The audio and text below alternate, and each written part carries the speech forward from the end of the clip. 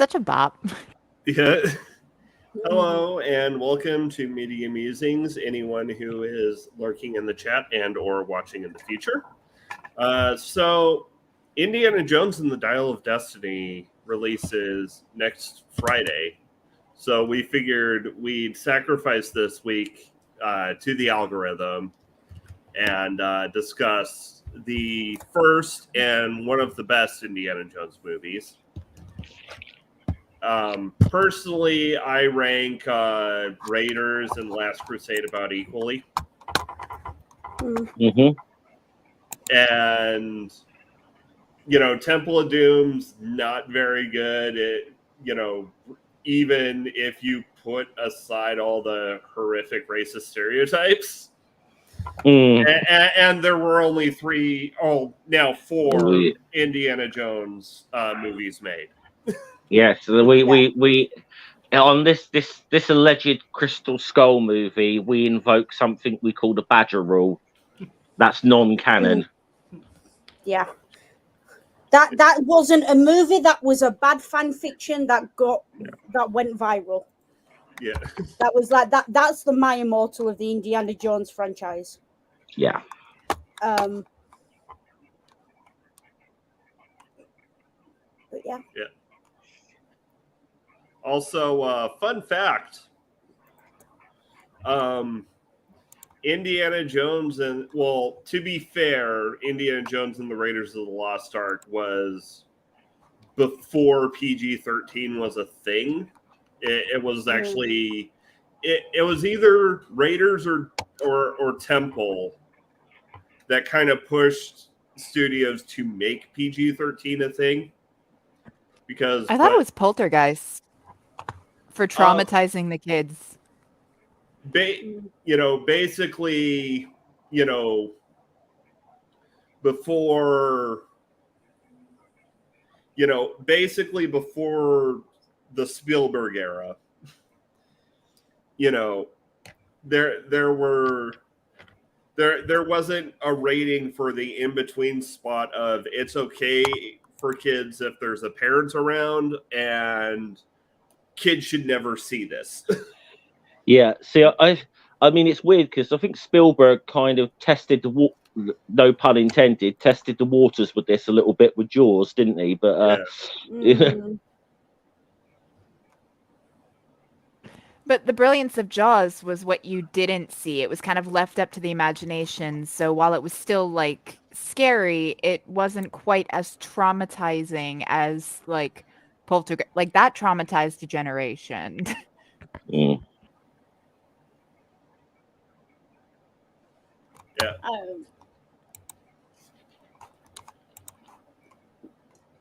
I mean, I was of the generation that got because I was early 90s, I just got all of them. So I was shown like Bruce Lee Game of Death and also Bambi. Yeah. Because my parents didn't pay any attention to the rating on the box.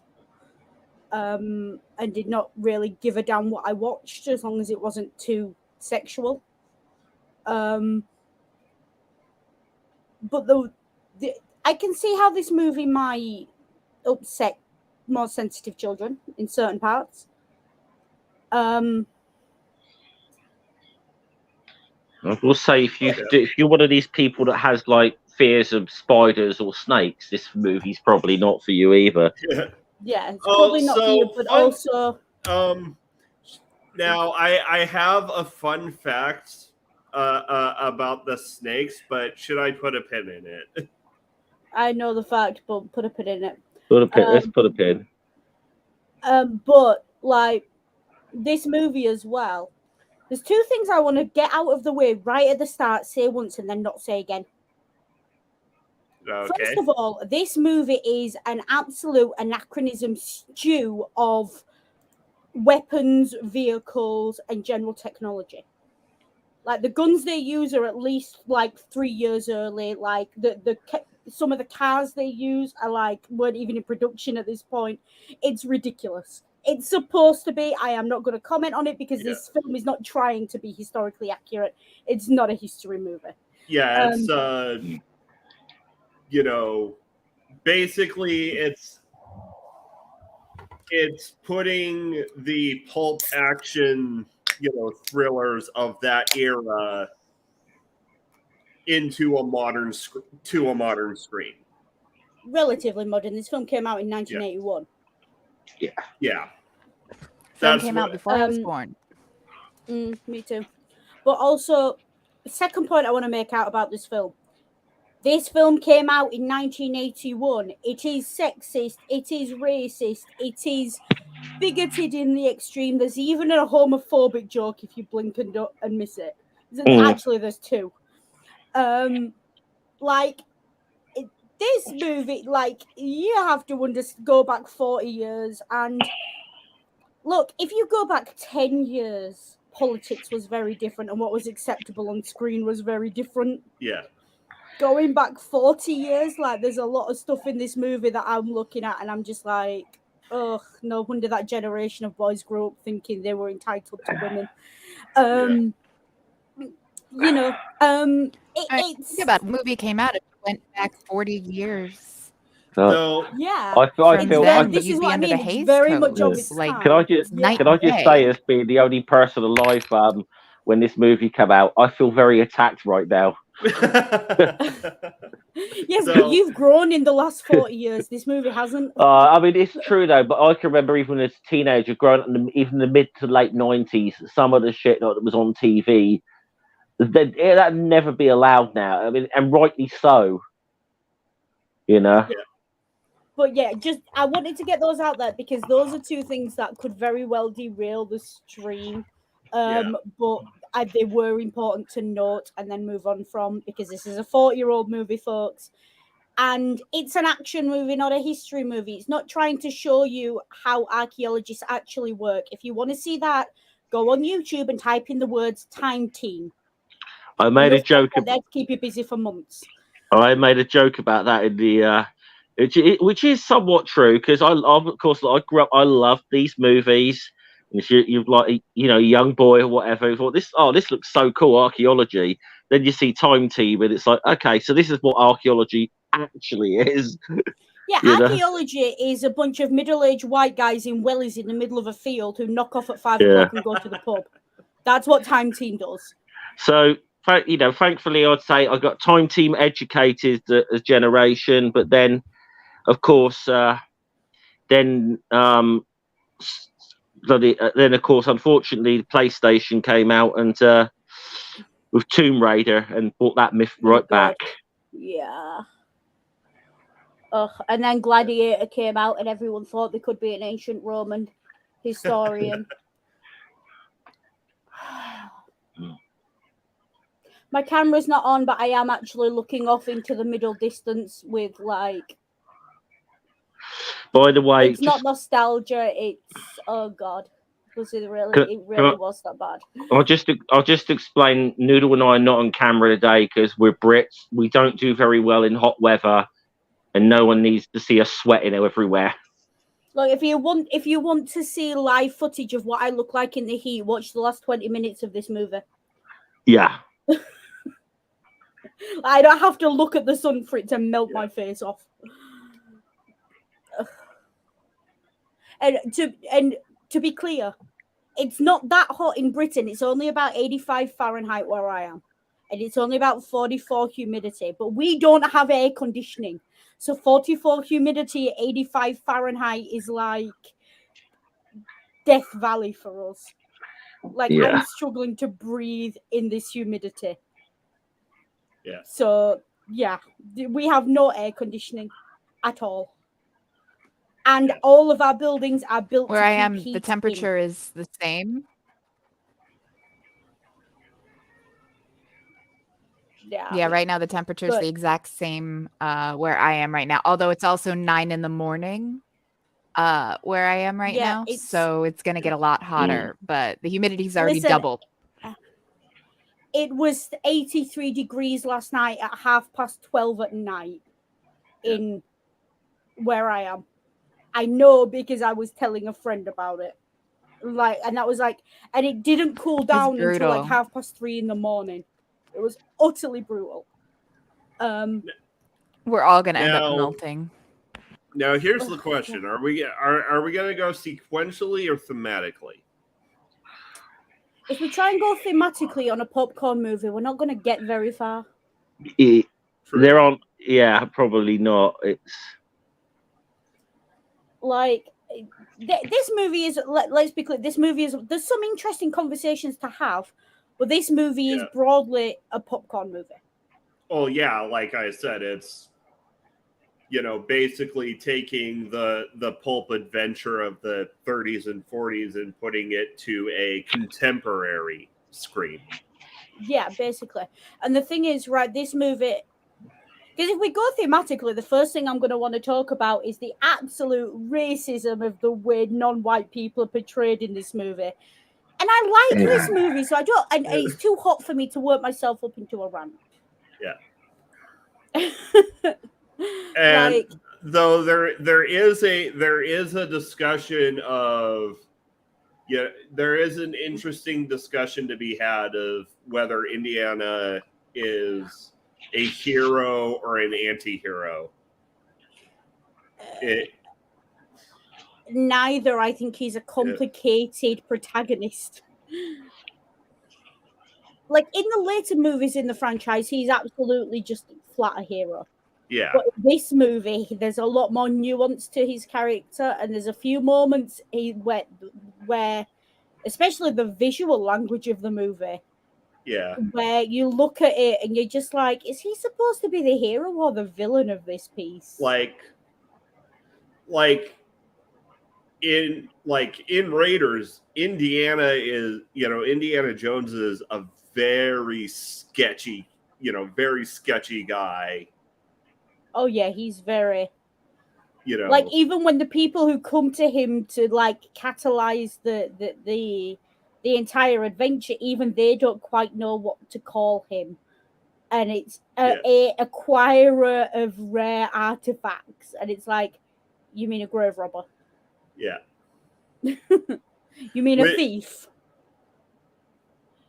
And and he's and when the museum curators first shows up, he's busy trying to get money to try and take the idol back from Belloc, so he can procure it for the museum. It's like, hey, here's this other stuff I found. It should be enough for a ticket to Marrakesh.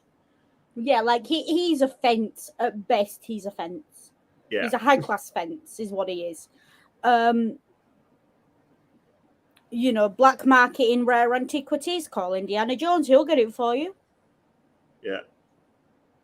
Like, you want a piece of the cross of Christ? Give him a week. Yeah. It feels like, and especially in his dealings, in his discussions with the museum curator, it feels like there's the beginnings of a statement being made about the, shall we call it, intellectual imperialism of the Anglosphere. Let's just call it imperialism, because let's be clear here, the British and other empires invaded other countries for two things: their antiquities and their spices. Yeah. Britain won, and one of those things they actually decided they liked. Yeah. Yes, I mean, I figured there was a tiny little thing being said in this movie, wasn't there, where Marcus says something along the lines to Indy, like, yes, I'm sure everything you do, it's going to be in line with like international laws and what on acquiring antiquities. International acquisition of antiquities. Like, we're kind of like, okay, let's be honest. Let's be honest. If there was anything of that kind during then, it probably wasn't enforced that well back then. Yeah. There's also a great line that hits so different in the era of historians calling for the return of the Elgin marbles, where they're stood in the classroom and he's got the Bible open and they say to him, "You find the thing and we'll buy it, no questions asked." Mm. Yeah. Whoo, boy, is the British Museum sweating watching that scene these days. Yeah. So Like, with our toe already kind of dipping into that discussion, I guess we should begin with our sequential discussion with the opening scene, which is very much just designed to put you, like, to immerse the audience in the mindset of this is a pulp 40s 30s action adventure. There is one thing I do want to point out that I am so glad is now outdated. Yeah. It should never ever be acceptable to write the words South America as a location marker on a screen in a movie. Like, what the fuck does that mean? Are they in Peru or Argentina? Are they in Brazil? Are they in the fucking... Where are they? South America's a big place. I'm going to need you to be more specific. Yeah, you know, it is a very... It is a continent, okay? It's Yeah. It's like shit like that is why Americans think Africa is a country. Though, to be fair, that it is very much in the tone of your pulp thrillers from the 30s and 40s, where you have famous exotic cities and then you have the jungles of insert continent here. Yeah. Like with Cairo, when they go to Cairo later, or they go to, or like and it's like not every Middle Eastern city looks the same. Yeah. But that is yes, that is a concern, but on the other hand, it's very on point for the. Oh no, it is. I'm not. Don't get me wrong. Like, a lot of my issues with the inherent bigotry and problems with this form of media are absolutely features of the media and not bugs. If you want to enjoy them that way, I'm only pointing them out because they are there. Like for instance, when we see Indiana, and I pointed this out in the private chat, so Noodle and Jeff will know where I'm going. In the beginning, where we see Indiana Jones and his porters essentially going through the jungle, amongst the miscellaneous jungle noises, there is a very distinctive bird call. Oh God, the kookaburra. Yes, the Amazon sounds like the kookaburra. No, it doesn't. Yeah. Shall I just point out exactly this day 5 years ago, I was in Machu Picchu. Okay, I'd walked the Inca Trail. I'd walked through like parts of the Andes and dipped into parts of rainforest. You don't get fucking kookaburras.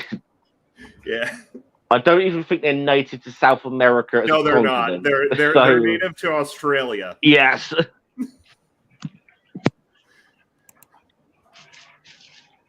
But basically, that's the kind of movie you're getting. We're getting where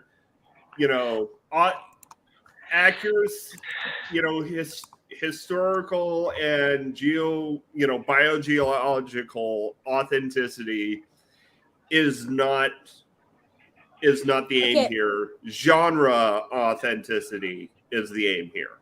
Yeah, and authenticity, not accuracy, I think is an important point. But also, like, this movie, let's be clear here. This movie is what happens if you have a single-player D&D game and you are playing as Indy.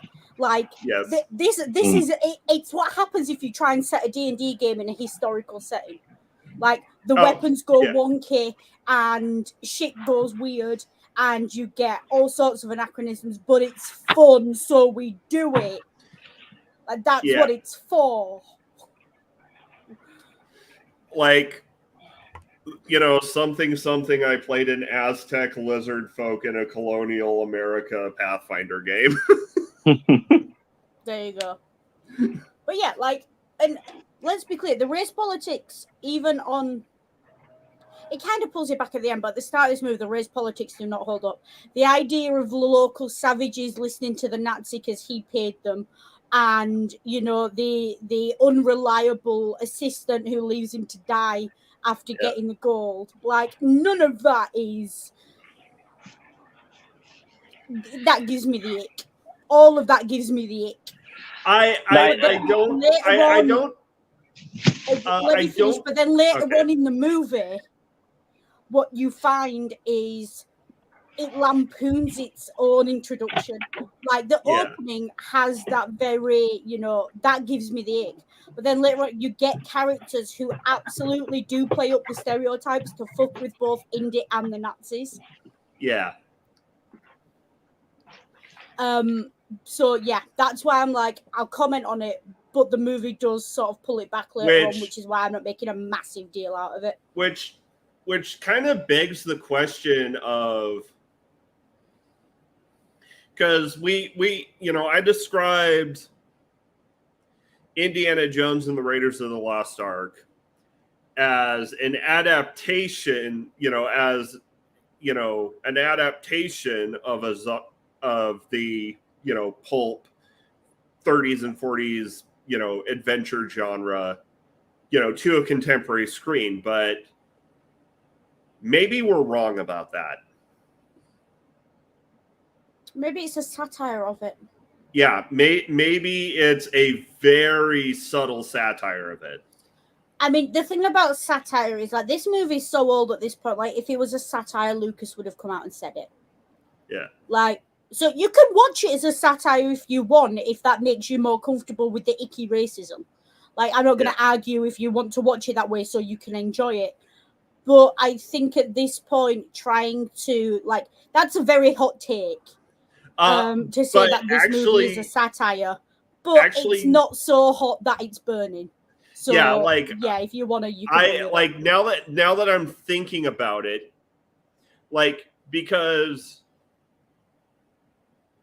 you know, pulp, you know, the 1930s and 40s pulp heroes, you very much have the, you know, manly man paragon, you know, manly man archetype, which Indy does embody, but you also have, they also do tend to be somewhat paragons of virtue. Indy is not. Okay, but are they paragons of virtue, or are they just American ideals of virtue for their time? Because those are two very different things. Because Indy was an action hero when this movie came out. Yeah. There was very little grasping. Like, it's a very modern thought, like last 5 years YouTube hot takes thought, to look back at Indiana Jones and say, actually, he was a grave robber, a thief, and he wasn't ethical or moral. Like, that's a very modern thought. Like, archaeologists are still having that argument on Twitter. It's so modern. So to apply it to the motives of the creators of a 40-year-old movie when they've had ample time to say that if that was the point, I think he's stretching a bit. Except the fact, you know, except that his skeeviness is pointed out in the text of the movie, as we discussed. Yes, but nothing in the text of the movie is out of the bounds of normality for a hero in the context of 1981 when it was released. Like, he is the embodiment of imperialism in 1981 because imperialism was still heroic in 1981. Like, the concept of a white man, you know, that paternalism, that lack of wokeness, if you like, was normal in 1981. And so if you embodied that, you were the hero. Like, we are looking at this. He's not a hero by our standards. That doesn't mean he's not a hero by the standards it was released into. Yeah. And, like, we can try and justify it and we can say, oh, no, it's a satire, it must be. The truth of the matter is this movie doesn't stand up to history. Doesn't stand up to the passage of time. And that's okay. It's not supposed to. It's not meant to. It's a fun action flick. It's not supposed to be a commentary on the history of progressive politics in America. And it's still okay to enjoy it, even though it's problematic and racist and homophobic and sexist as fuck. It's still okay to enjoy that shit. If you go back and watch the Blues Brothers now, you'll probably wince at a few things in it. Yeah, Like, yeah. you know, that doesn't mean it's a bad movie or that you're a bad person for liking it. This is something that, like, I feel really strongly about. Your morals, your ethics, your character is not dictated by the media you like. Like, I like opera, and I like the Blues Brothers, and I like movies like this, and I like horror movies that really lean into racist and like bigoted tropes. That doesn't make me a bigot or a racist or, you know, a classist elitist prick. It makes me able to enjoy media, and we need to sever this cord between, like, there's this modern idea, and it is very modern, and it grew up in fandoms because I've watched it come through in the last 10 years. Like, and I'm working myself into a rant, so if I stop to breathe, please don't interrupt, because it's warm. Yeah. And I mean, but right, look, there's this idea, like, you see it in fandoms where, especially young people in fandoms, who don't have the media literacy, think that because you like a character or because you like a movie, you are absolutely on board with absolutely everything it's saying and represents. Like, if you like the villain, it must be because you support villainy. Like, if you like the cannibal character, you must want to be a cannibal. If you like the character who is a sexist, you must be sexist. No! People are allowed to enjoy imperfect characters and media. That's what it's for. And we do not have to excuse it. We do not have to justify it. I like this movie because I can sit back with some popcorn and a drink and enjoy the cool whips and the fucking Hollywood ammo. And there's nothing wrong with that. Yeah. Okay, I'm going to stop to breathe now because the heat's getting me. Okay. I mean, honestly, the fact of the matter is it's media, and even dark stories can still be told. Twisted stories can be told and enjoyed, and it's not nice to, you know, yuck somebody's yum when it comes to fantasy, and that's basically what it is. It is a fantasy, and it is creating a basically yeah, it's a little bit of like, honestly, it's that whole like power fantasy thing, you know, like especially like the kids in the audience, like they want to put themselves in the I'm indie, I'm kicking ass, taking names. It's the whole point of isekai. Isekai was a thing of where you just kind of latch onto like the protagonist, which just because you're the protagonist of the story doesn't mean you're a good guy. It just means that the story follows you. So, you know, like he's protagonist of the story and you're meant to like latch on and root for him regardless of whether he's a garbage person or not, and it's meant to be enjoyed and fun. It's a form of art. Yeah. And it is this thing, like, if you've been in fandoms for any length of time, if you're ever in the Harry Potter fandom, like, people, I still get anon hate on Tumblr. I still get people in my inbox on Tumblr calling me every kind of incel, Nazi, bigot, racist under the sun because I've got on my Tumblr bio that I like Snape as a character. Like, Are you people stupid? Like, it's a piece of fiction. It's a paper doll and I like playing with it. That's it. Just leave it alone. Like, it's fiction. Yeah. Just leave it. Just leave it alone, okay? Just like let people enjoy their shit and leave them be if they're not harming you and they're not harming anyone else. Like, and if you don't like what they're doing, like, okay, the side note, but also like important comment here. The submersible that went down. At the end of the day, 5 people died, right? Yeah. Within hours of the news breaking that the search had been called off, they were definitely dead and had probably died instantly. A explicit, incest-ridden, smut fanfiction appeared on Archive of Our Own. Like, I'm talking father-son incest. I'm talking, like, rape fantasy. It was horrific. But you know what? It has the right to exist. Someone decided they wanted to write it, and they wanted to put it there. No one's forcing you to go look for it. No one's forcing you to read it. It's there. They wrote it for them, their 3 weirdo mates, and probably their cat. Okay? It's no one else's fucking business. Leave them alone. Like, I've seen that person getting so much harassment and hate online, and it's like, leave them fucking be. They're not harming anyone. They tagged it appropriately. You did not have to read it, and you've gone and sought it out to offend yourself, and you shouldn't, because that's not what it's for. It's not. It's clearly not for you if you take offense that it exists. So move on by. And a similar thing happened on TikTok, which is where my main online presence is. Not only did someone, like, we were all kind of making fun of it because gallows humor is a thing. And when it comes down to it, like, that is how some people process events like this, is by making fun of it. And that's okay. That is an acceptable thing. And so there were filters that were made, like, that made you in a little sub. Somebody made a little, like, punk pop song kind of that was going off of, like, my dumb stepdad's drowning in a submarine. I'm gonna get his money, and all I did was nothing. Because the stepson was at a Blink 182 concert, so it's got like a Blink 182 vibe to it.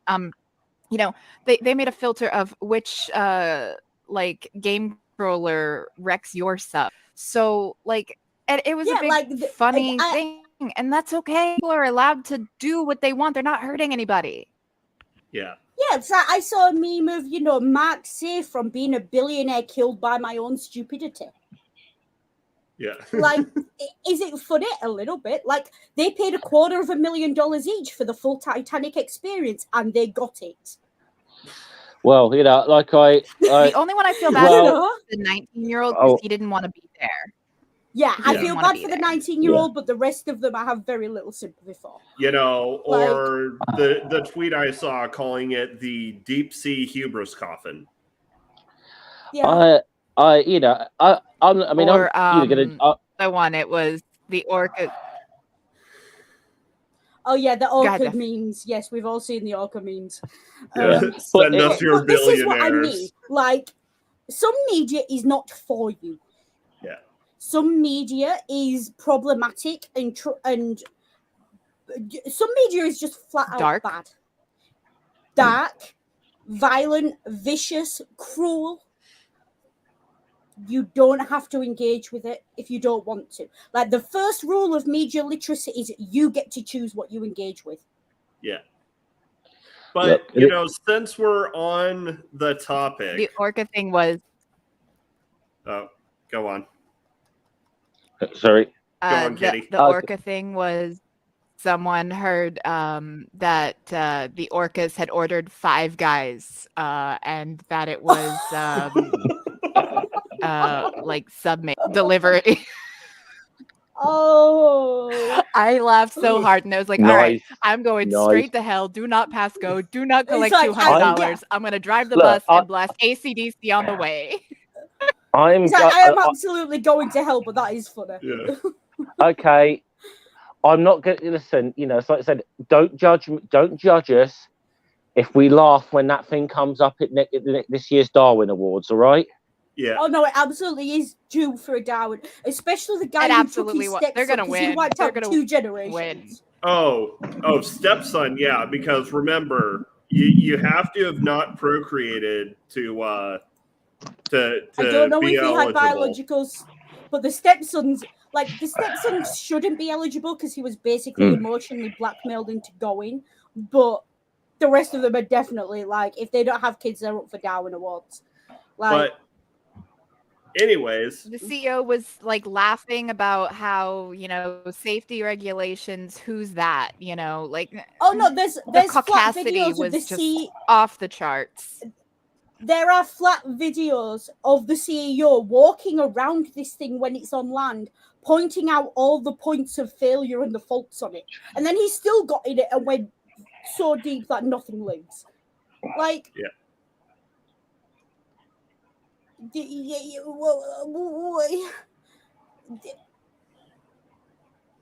So, but again, like the reason I point that out is some shit you're not gonna like, some shit is not for you, some shit is gonna upset your sensibilities. You don't have to justify it, you don't have to explain it if you do like it. And you don't have to make excuses for something that's 40 years old. oh, sorry, I just Jeff. to say the one thing is just to sum it up. That's what I was going to try and say earlier. Is at the end of the day, look, if you're you might be a fan of the Saw movies, all right.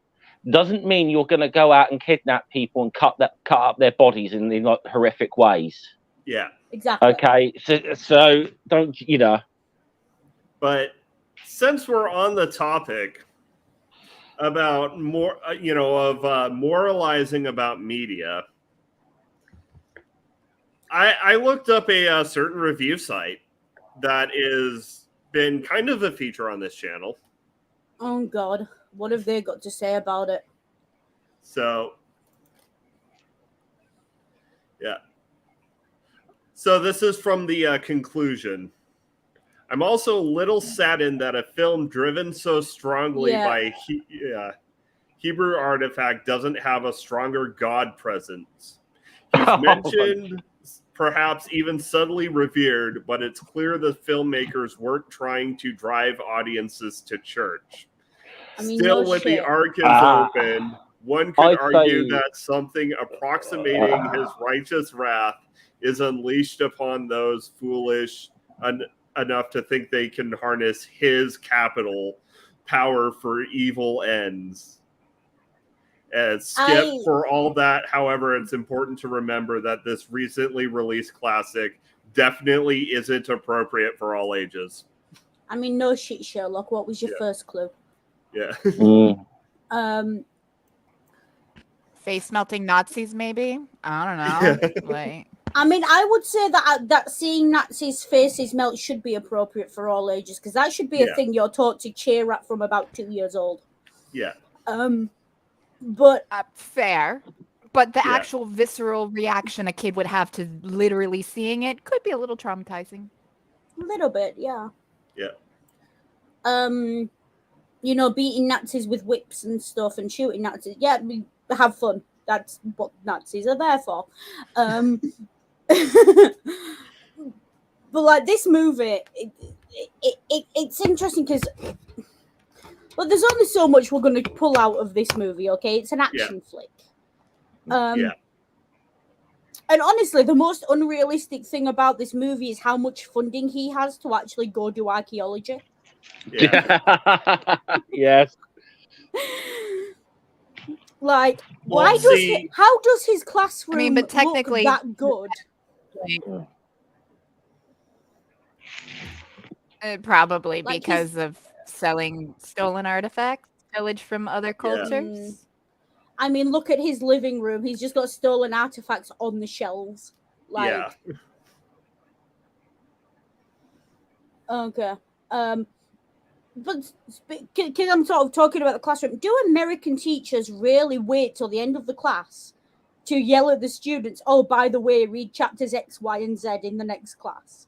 Is this the thing American teachers do? Because British professors don't do that at university. What they do is they give the lecture, and it's expected that in the syllabus you have your chapter reading laid out for the next week.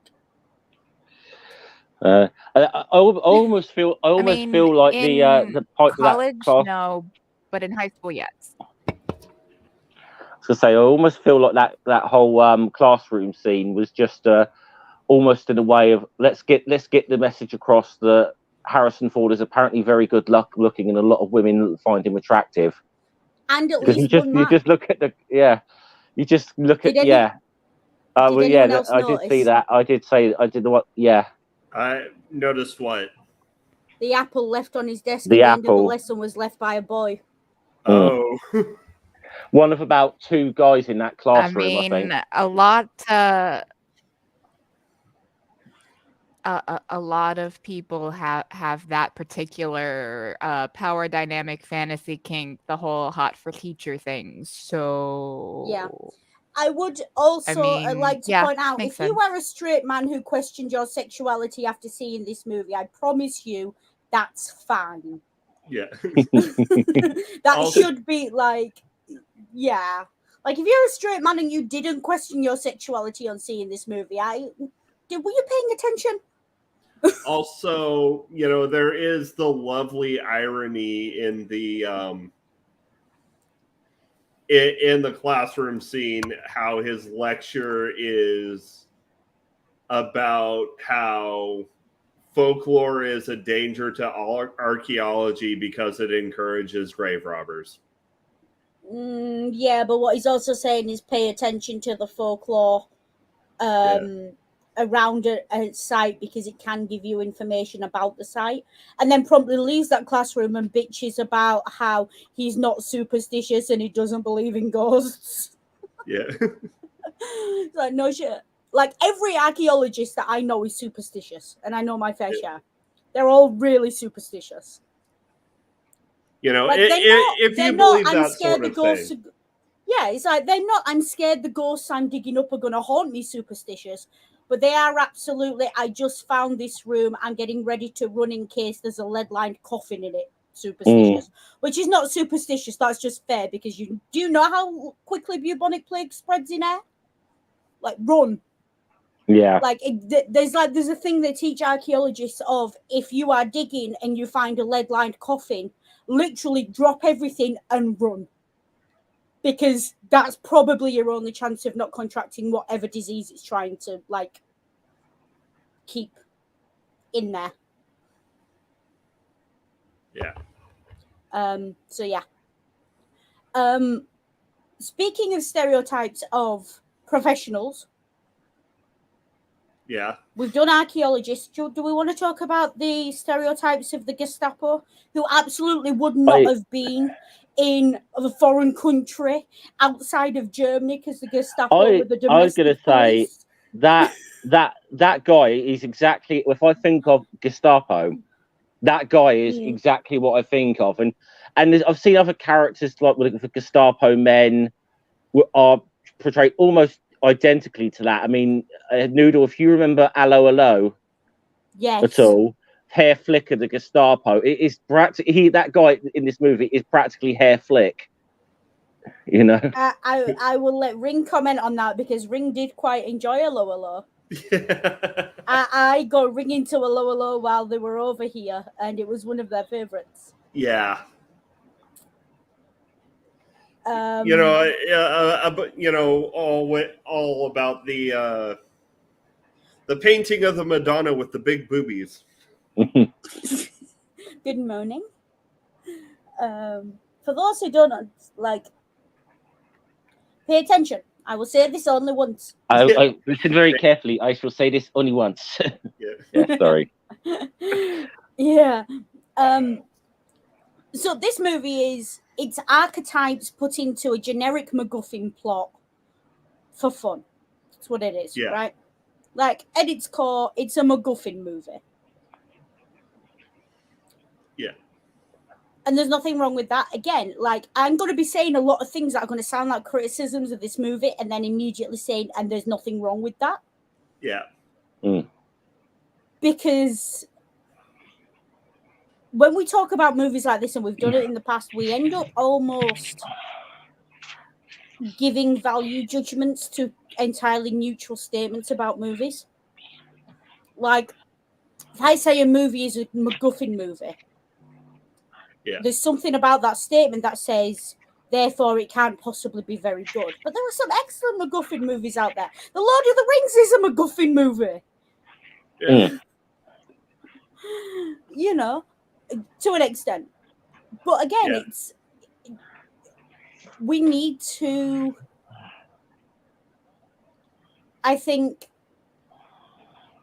we're at a point, especially like in media criticism in general, where it's okay that things don't have 6 layers of meaning. And it's okay if things rely on tropes, especially when you're dealing with such a genre-driven movie. Yeah, like all genre is a collection of tropes put in the right order. Yeah. It's like how do you define a genre? By its tropes.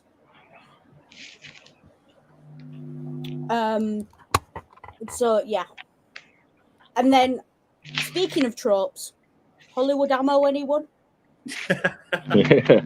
Oh, so we are going to, just dotted line flight across to Nepal to discuss the Hollywood ammo.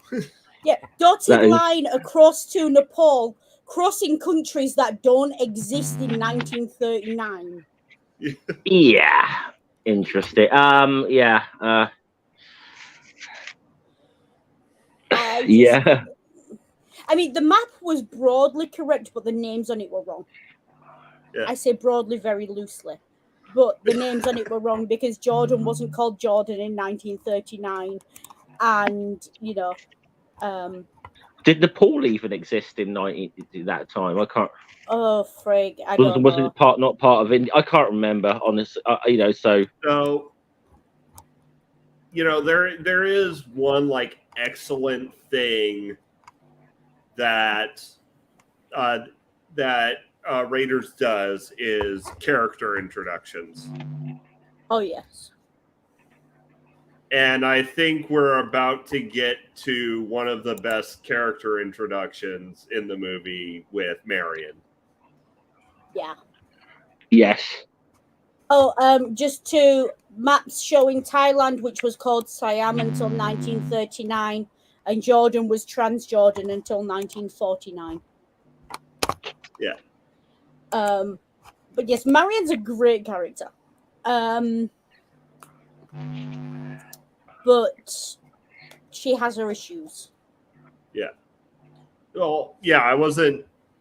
I personally, I was more, speaking about the introduction scene where you get a feel for who the character is, and watching someone out in the middle of nowhere just drinking someone under the table, literally is a pretty good look into who this character is very succinctly. Yeah, she's quote unquote not like other girls, right? Yeah. She's very masculine in her behavior. She's very, she can throw a punch. She drinks men under the table for fun and as a bet. She's got that old school sort of like tomboyish thing about, about her. Also, you get that she's very crafty because she gets it, she gets him off his guard by pretending to succumb and before finishing her shot. And or either that or she's it's like pushing for interest for more money. Like we've all seen that scene, right? Where two characters are sat opposite a table, like the Revels advert.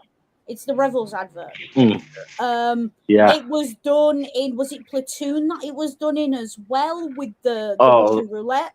Was that the Deer Hunter? It's one of those movies, wasn't it? Yeah. Deer Hunter or one of those Vietnam movies. Yeah. With the alcohol soaked ones, not the drug soaked ones, but one of them.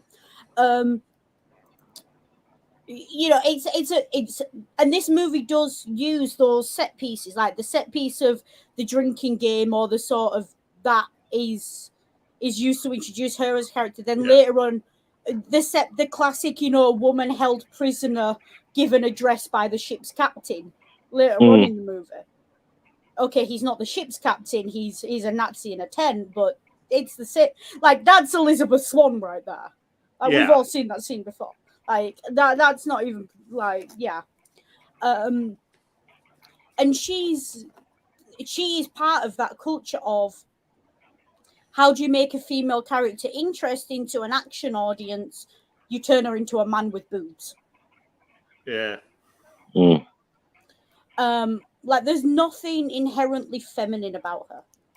Like there's this history with Indy, and yeah, okay, but other like Which her is, femininity is an afterthought and is not an aspect of her character that is relevant until they get to the third act and realize, oh shit, we don't have a love story. yeah. But go on.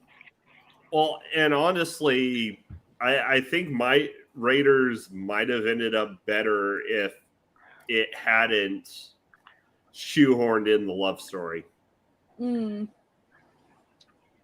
this because you said earlier, you touched on it, so we'll touch on it here. Yeah. Of the idea that Indy might not be a bona fide hero, paragon of virtue. Like, he's not a paragon of virtue by any stretch, and one of the main reasons is his relationship with her. Yeah. Like, their discussions hit different after, like, Me Too and everything else. Yeah. Like, her yelling at him that she was 16, she was a child, and he knew it was wrong, and him justifying it. Oh, Yeah. like, that gave me the ick. And again, but in the 80s, like, Hugh Hefner was absolutely bringing 16 and 18-year-old girls to his house in the 80s, and no one gave a shit. So, like, to them, that's... And, you know, this idea that Hugh Hefner was this big... He was this successful man who had women at his beck and call. And that's the trope that Indy, having been with her when she was so young, is feeding into. Yeah. But it also shows the darker side of that, which makes his character... Like, it's a lot ickier now than it would have been in 1981. But, like, I'm sure there were some people in 1981 looking at that and being that's icky. Yeah. Well, let's not forget that 1981, Jim will Fix It was on TV, for fuck's sake. So, you know. Oh, wow. So yeah, let's yeah, and would still be on TV for another 15 years after that. So. And yeah. And Noel Edmonds. And on a lighter note, Ring, I sent something to the Twitter group, which I think we might have a little. We might have found something out about Indiana Jones here. Yeah, hold on. Yeah, you need to screen share that, Ring. Yeah, I'm doing it.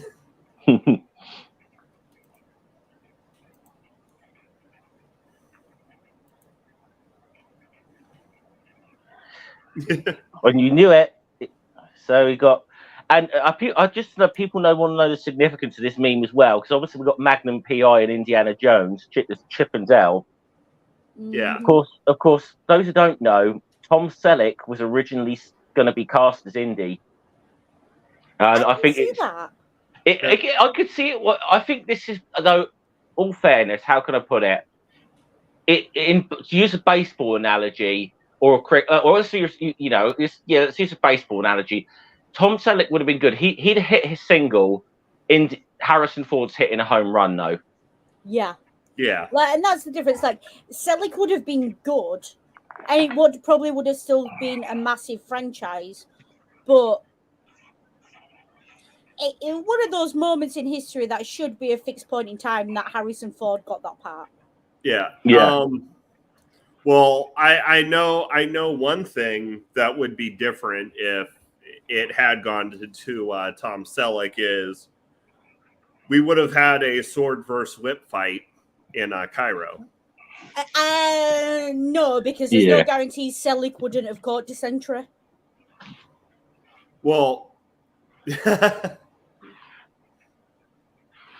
I mean, I'm just saying. Yeah. Like, for those that don't know, the guy with the sword, and then Indy pulls out a gun and blows him away in the middle of the marketplace. There was an entire choreographed scene of him fighting with the whip and everything else. But Harrison Ford was suffering with dysentery, which, if you don't know what that is, don't Google it if you're planning on eating in the next 3 hours. Yeah, it's not. It's Let's just say gross. it's not It's a nice. very gross. Like, to be fair, like Americans know about the Oregon Trail and dysentery was a big thing there. So, like, yeah. But Yeah, it can definitely kill you. yeah, it absolutely can kill you. And he had dysentery during when they were filming that scene. And he just did not have the energy for a full-on fight scene. So he asked the director, "Can I just shoot the guy?" And the director said, "Yeah, go for it." Which it obviously leads to what is probably one of the most iconic bits of comedy in this movie is that scene. But I did see a good meme of this the other day with the swordsman being Kylo Ren. Like Han Solo, I've come to kill you. Bang! Who the hell's Han Solo? Yeah, like, and again, this movie is really good at either accidentally or deliberately lampooning tropes. Like, never bring a gun to a sword. Never bring a sword to a gunfight. Great trope, very cleverly done. And what I think, and I think it was obviously such a successful joke that they referenced it in the sequel, didn't they? With where he tries to do the same thing again, and then his gun is jammed or doesn't fire or something, and he's like, "Oh shit! Now I've got a problem." Yeah, I'm pretty sure that scene is actually the trope namer for this. Gun tour. Yeah. The first time I heard the saying was the Untouchables, but I think it's but that was made after this movie, so yeah, like the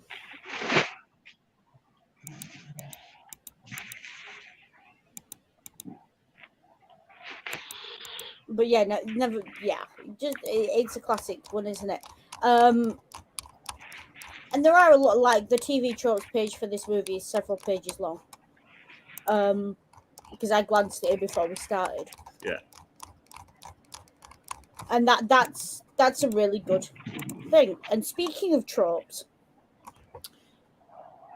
do we want to talk about the sick healing monkey? Oh, yeah. I forgot. I forgot that there was a sig hailing monkey in this movie. I would say that that's the prototype for Count Dankula, wasn't it? Ugh. Because if people remember, he got in trouble for doing something with his girlfriend's dog, didn't he? Like teaching it to do certain things. Yeah. It's like, this is the thing, though, right? Again, there's certain parts of this movie that absolutely would not be allowed. And a sick healing monkey, I think, is one of them. And he's one of the few things I think that shouldn't be that's not allowed, that wouldn't be allowed today, that I actually probably would fight for and say, no, you should include that. Because that's an interesting, like, you can, if you want to, read an interesting sort of commentary on how, even a monkey can be trained to follow a fascist. There's an interesting commentary to be made there about, mob mentality and mob rule and the nature of propaganda. Like, it's a stretch. It's a stretch. It's a reach. Like, my back's hurting even saying it, but it is there if you want to have the discussion. I think it's I mean, this is obviously just an era when there was a few films with like trained animals at this time, like were doing things like that. So anyone's seen those Clint Eastwood films with the orangutan, right turn, Clyde. And the orangutan's been taught to stick the middle finger up and stuff, Yeah. And so, fun fact that so either now it's not as much as an issue as the kookaburra noise, because it is wearing a little vest, which means, and it has clearly been, trained, and it is very much clearly, a pet. But that monkey is a capuchin monkey, Oh, which is native to South America. And yes. Yeah. yeah, And somewhat notorious for misbehaving. well, if anyone's seen the famous video of the experiment done with capuchin monkeys, which is it's entertaining, but it's an interesting thing about. I think Franz de Waal described this is the capuchin monkeys' answer to the Wall Street protest here. Oh, If yeah, anyone's with seen that clip. the cucumber in the grave. Yes. Yeah. Also, just for fictional representations of a capuchin, the monkey from Night of the Museum is a capuchin. Yeah. And there's another one. Like these are not unintelligent animals. Yeah. By any stretch. And the more we learn about them, like they have been used in some horrific scientific testing over the years. And the more we learn about them, the more we realize that actually we probably really shouldn't, because they are like they've got intelligence levels up there with like frigging dolphins and some species of gorilla, and probably some humans. Yeah. Like that they're not. Yeah, they are Quote unquote they a are dumb beast. No animal is quote unquote a dumb beast. You know what I mean? I think we're seeing the smarter of the new, like among the smarter of the New World monkeys. Well, we've already seen now messing with orcas has worked out for us recently. So yeah. And by the way, I'll just say it now. Fuck SeaWorld. Yeah. Yeah, fuck so, SeaWorld. Actually, that's why the film industry, like when it needs a trained monkey in a scene, that's why the film industry usually does go with capuchins, because their intelligence does make it easier to train them. Yeah, it's like they can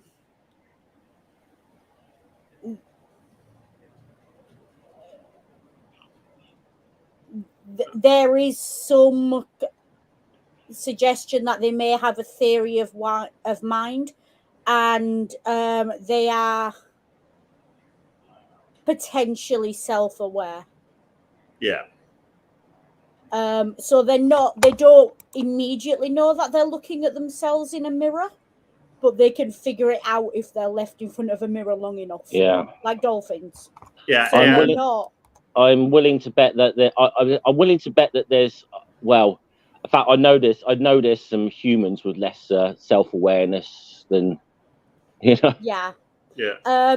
There's Jacob Rees-Mogg, anyone, Yeah, apparently they're so clever and easy to train that they're actually used to help people who are quadriplegic in some developed countries as service animals.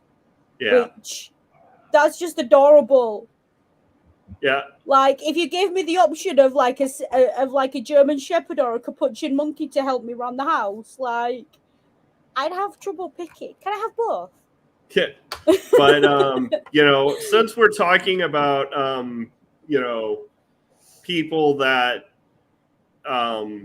that might have less self-awareness than a capuchin monkey, I'm just going to put that up there. Yeah. Yeah, but yeah, they are the greyhound jockey monkey or the organ grinder monkey from mass media that you'll have seen at some point. Yeah, I only mentioned Jacob Rees-Mogg because I think the guy would actually be quite funny if he had any degree of self-awareness whatsoever. Yeah, like Jack the Monkey in Pirates of the Caribbean's a capuchin. Yeah. Also, like Jacob Rees-Mogg as a capuchin. Like, don't insult capuchins like that. Yeah. No, I'm saying Capuchin's monkeys have got more self-awareness than Jacob Rees-Mogg. I know. I Okay, mean, to yeah, be fair, it is actually. I suppose actually, yeah, that is a low bar. Yeah, you're right. it is a very Yeah. low bar. Like, there's two short planks somewhere that are above that bar and are insulted. Yeah. For those who don't know, Jacob Rees-Mogg is like He's a he's British. the great bigoted grandfather of British politics. Yeah. Yeah. Like he's just he apparently he named his children like Latin names, but I gave them the wrong Latin names for their order of birth. Like he named his fourth child Sextus or something. Which, you know, I don't know how true that is, but I believe it. Anyways, But anyway, back on topic. You can't do this to me. I'm an American. I love that. I just. I just thought I saw that and I thought and the first thing I was thinking, I think Noodle's going to have something to say about this. Noodle has a lot to say. Look, like there are famous stories of anywhere in the world. Like America does like to, from the outside, as outsiders looking into America, America has this apparent aversion to being called an empire. yeah. Is very claims to be very anti-imperialistic and, you know, doesn't like empire and all the rest of it. Fair enough. That's pure propaganda, but that's by the by. Now, Well, but the thing is, right? But you can't claim to not be an empire and then have your citizens going to foreign countries and yelling the words "I'm an American" as if they think that means anything. Yeah. That's not like the civic, like the whole thing of civis Romanum sum, right? It's I'm a Roman citizen. Like you had Paul the Apostle who used it to basically get out of being crucified. Yeah. You had during the Don Pacifico affair. Apparently a guy like in the 1850s. He claimed that every British subject in the world should be protected by the British Empire, and he quoted this concept of civis Romanus sum. Right. So if you are an American in a foreign country, and you think that your government should protect you there, what you're basically saying is your country is like has some sort of imperial power over the sovereign nation that you're in. Yeah. Like that's what you're essentially feeding into. Like famously, you've got the JFK quote, you know, 2,000 years ago, the proudest boast was civis Romanus sum. Today in the world, it's Ich bin ein Berliner. But like 2,000 years ago, the boast I'm a Roman citizen would absolutely not get you out of being crucified. That was the joke. Yeah. That was the point of that commentary. Like, yeah. Like it's actually the fact that no one listens to her when she's yelling about being an American, and like no one pays any attention to that is more fitting to the actual joke of the history of that statement than it would be if anyone actually did listen to her. Yeah. And it's just the idea that at any point in human history, like being able to say I'm a Roman citizen or I'm a British citizen or anything would protect you, is bloody ridiculous. Okay, yeah, it is. It's just patently ridiculous. It's an imperialistic pipe dream of it's nostalgia for a time that never existed. Yeah. Yeah, well, it is, especially with Britain, because it's very funny how like a lot of the people who were like pro-imperialists and pro-empire, and when were really upset when the empire when it ended, that one of the things of the British Empire was the whole thing that everyone within it was a citizen and should maybe have the rights to come and live here. So it's very fun. So it's maybe very funny that some of the biggest, people who were defenders of the empire ended up being anti-immigration. Cough, Enoch Powell. What I do want to do, in the front of every British passport, and I know because I'm holding mine in front of me, are the words, Her Britannic Majesty's Secretary of State requests and requires, in the name of Her Majesty, all those whom it may concern to allow the bearer to pass freely without let or hindrance and to afford the bearer such assistance and protection as may be necessary. Like, that's just a really long-winded way of saying, I'm a British citizen. Yeah. Like, that's just a really long-winded way of saying, I think I deserve some kind of special treatment in your country by virtue of the passport I carry. Yeah. And it feeds into this, it's part of imperialism. It is absolutely part of imperialism, this idea that you think because you carry a certain passport or you're a certain nationality, you can go to a foreign country and be treated any differently for it. Yeah. Her yelling that she's an American citizen, you can't do this to me, I'm an American. Darling, you're nowhere near the embassy, love. I remember there's this joke. It was sort of done as a joke, but it was the series Auf Wiedersehen, Pet, when they were trying to actually explain this concept to Oz, that Jimmy Nell's character, because one of the guys was going to go and work in Saudi Arabia, and he's like, "What do you like?" And he was explaining to him that you can't drink over there because that's like the rules, and he says, "Oh, but you're British, you should be allowed to drink." He's like, no. He's trying to explain to him, you still got to abide by their laws when you go there. Yeah. Yeah. You don't get a special dispensation for being British. Yeah, well, not unless you're at an embassy and you've got phone calls coming into the communications room.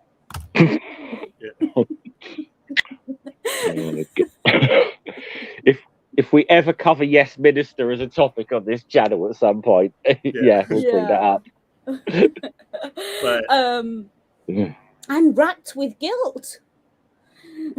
But yeah, like, you've got that, and then you've got the comment that she makes slightly before the chase as well, where she's telling him that there's a line she delivers, and if you ignore everything that comes before it and everything that comes after it, that one line, like, I can't prove it, but I guarantee you it spawned several fan fictions. Like, when she's talking to Indy and she says to him, my dad had you figured out a long time ago. Like, for a second, I did have to remember that this is a movie from the 1980s, so that's not queer coding, and he's not being insinuated that he's gay and a confirmed bachelor. Like, it took me a moment. Yeah, it's, you're a skeevy guy and my dad knew it. Yeah, like, you're a bum, you're a skeevy guy and my dad knew it. But also, like, I genuinely think, because if you look at Indiana Jones as a character, like, he's a man's man, he's all this power fantasy and everything else.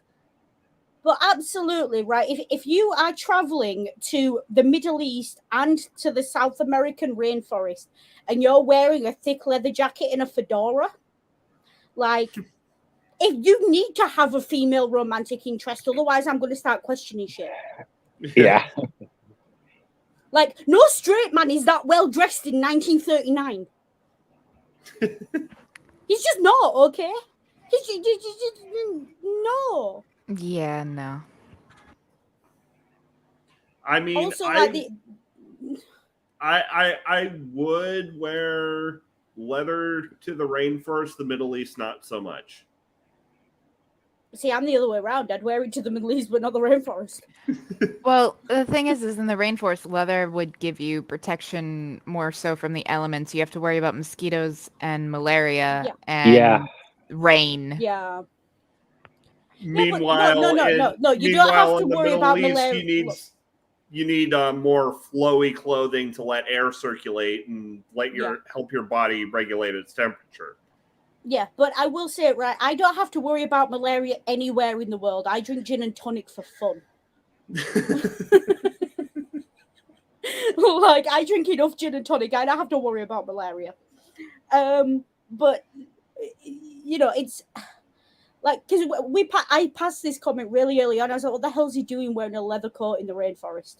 It's like, at some point, the protection from the bugs, the ticks, and all the other shit is going to be overshadowed by the fact that you just passed the fuck out in the heat. For those that don't know, Noodle, you might want to explain to them the guanine.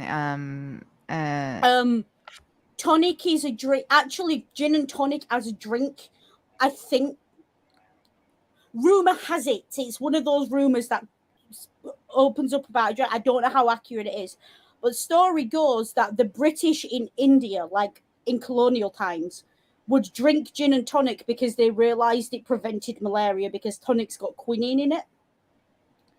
And quinine is, they still give, like, quinine is still the drug they use as an anti-malaria. Yeah, medication. I had to take quinine when I was in Afghanistan. I mean, okay. I mean, I don't know how true it is because there's a lot of there's a number of myths about like the British things in India. Yeah, like I know one guy who how curry was invented, for example. Yeah, no, I was just about to say that. I know one guy who, hand on heart, believes British soldiers invented curry in India because they threw a load of spices on meat to try and preserve it. It's like, no shit, the Indians were doing that 2,000 years before you arrived. You didn't invent it. It's an utter myth, and like, you know, actually, even there are Indian restaurants in Britain during Georgian times. Okay, so. Yeah, but like, it's one of the reasons tonic water like glows under black light is because of that. And it is, again, you'd probably have to drink a lot of tonic water, you know, because what you're getting in medicine form is going to be a lot more concentrated than what is occurring in the tonic water. But like, it at least has an air of plausibility to it that, hey, you know, it is the same thing. It's just a matter of like also potency.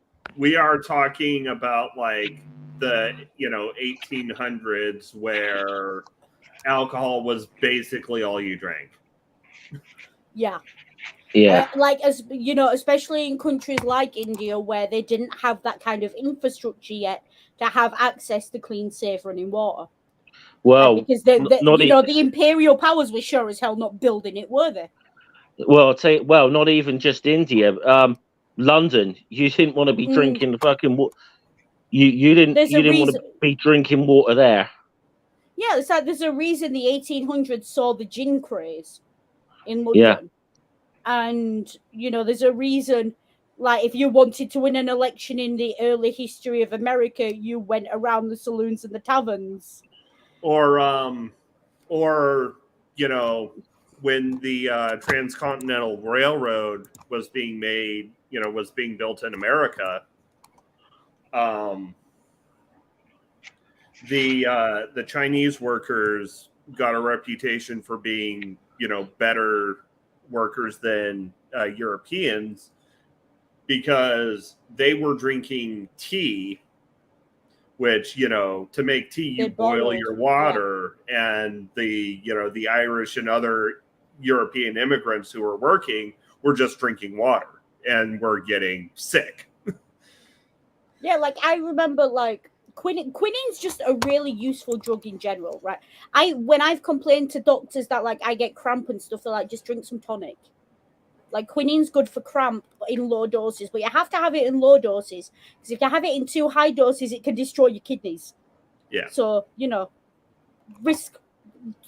None of us are doctors, folks. Please don't take any of this as medical advice. Yeah. Always a dash of lime with G&T, Mark Caesar. Always.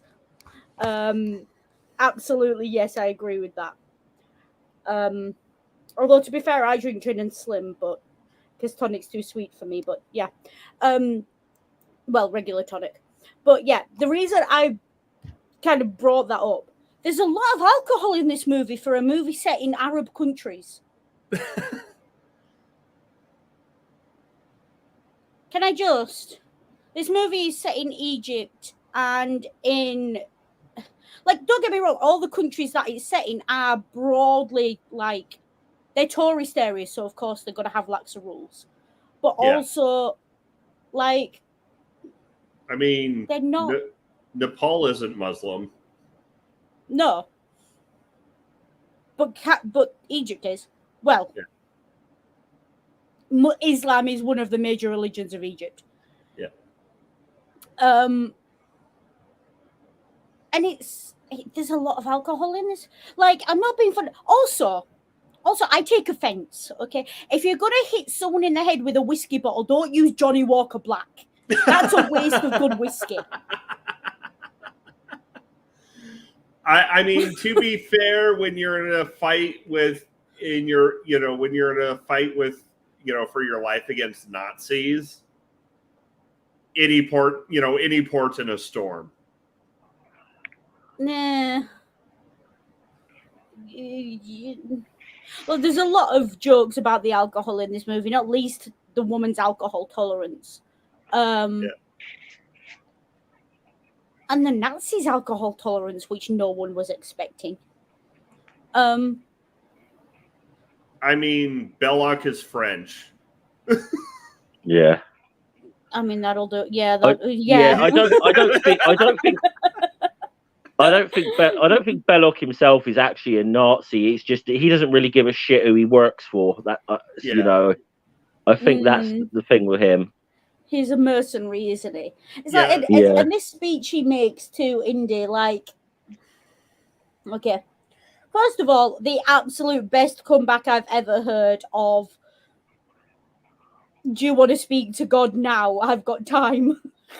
Yeah. But also, like, he's right. Like, let's have this discussion because we skirted around it, right? Indy is not a good person. No. Indy is not a paragon of virtue hero in this movie by any stretch. Yeah. Like, he uses and abuses people. He is very... he's greedy. He's entitled. Like he has no respect for human life. The only reason he comes across as heroic is because he's fighting literal Nazis. Mm-hmm. Like in any other movie, he's the bad guy.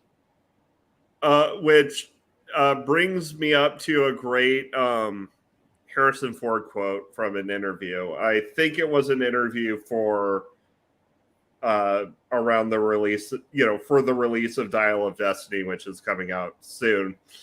Is the interviewer asks him how Indiana Jones would feel about punching Nazis. And Harrison Ford would say he'd push the puncher out of the way to get the first hit in. Yeah. It's like he literally does punch Nazis in this movie. Yeah. That's like 80% of his role in this movie is to punch Nazis. And it does, the way it sets him up as a character, you almost feel like he's doing this, like he's going after Belloc, not because, like, yes, they're going after the same thing, but also he is fundamentally opposed to who and what Belloc has aligned himself with. Yeah. Like, Indy is very American in his anti-Nazi. Like, he's very 1980s American. Like, he's like, yeah, we don't like Nazis, so we punch them, but also we are mildly imperial and probably stealing from indigenous cultures as well. Yeah. Like, and it's not just America that does that. Like, Britain does that. Like, any major Western nation does that. To pull from a different Indiana Jones movie, his famous catchphrase of "It belongs in a museum." Yes, but which one and in which country, dear Yeah. India? And I will like this franchise does hit different in the era of calling for the British Museum to return stolen artifacts. Like it Yeah. hits way different. And again, it's that now we look at it and we see India as basically a thief. At best, a thief. At worst, an imperialistic, just nightmare of a character. But in the 80s, this question, like the Elgin marbles, were a settled question in the 80s. Like no one was giving any real credence to calls to return them. Yeah. And it's it's the age-old question. If you ever want to make an archaeologist uncomfortable, ask them. So, at what point does it stop being grave robbing and become archaeology? Or another line from Belloc later in the movie, you're giving mercenaries like us a bad name. Yeah. Like, he's good. He's giving us a bad name. And it's like, yeah, it's true. He's basically like... Indiana Jones is like the privateer to Belloc's pirate. Yeah. Like, just State because sanctioned. he does it... Like, sorry, say that again? Basically state sanctioned. Like a privateer was just a state sanctioned pirate. That's the point I'm making. Like, that is what he's doing. The only reason he has any kind of right to do it, or claims any right to do it, is because he's doing it under the auspices of being linked to a museum and a university. Well, and being paid by the American government to keep it out of the hands of the Nazis. Yeah. So he literally has state sanction.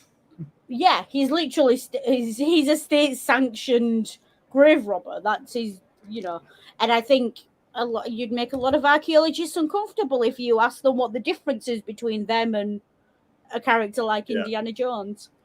But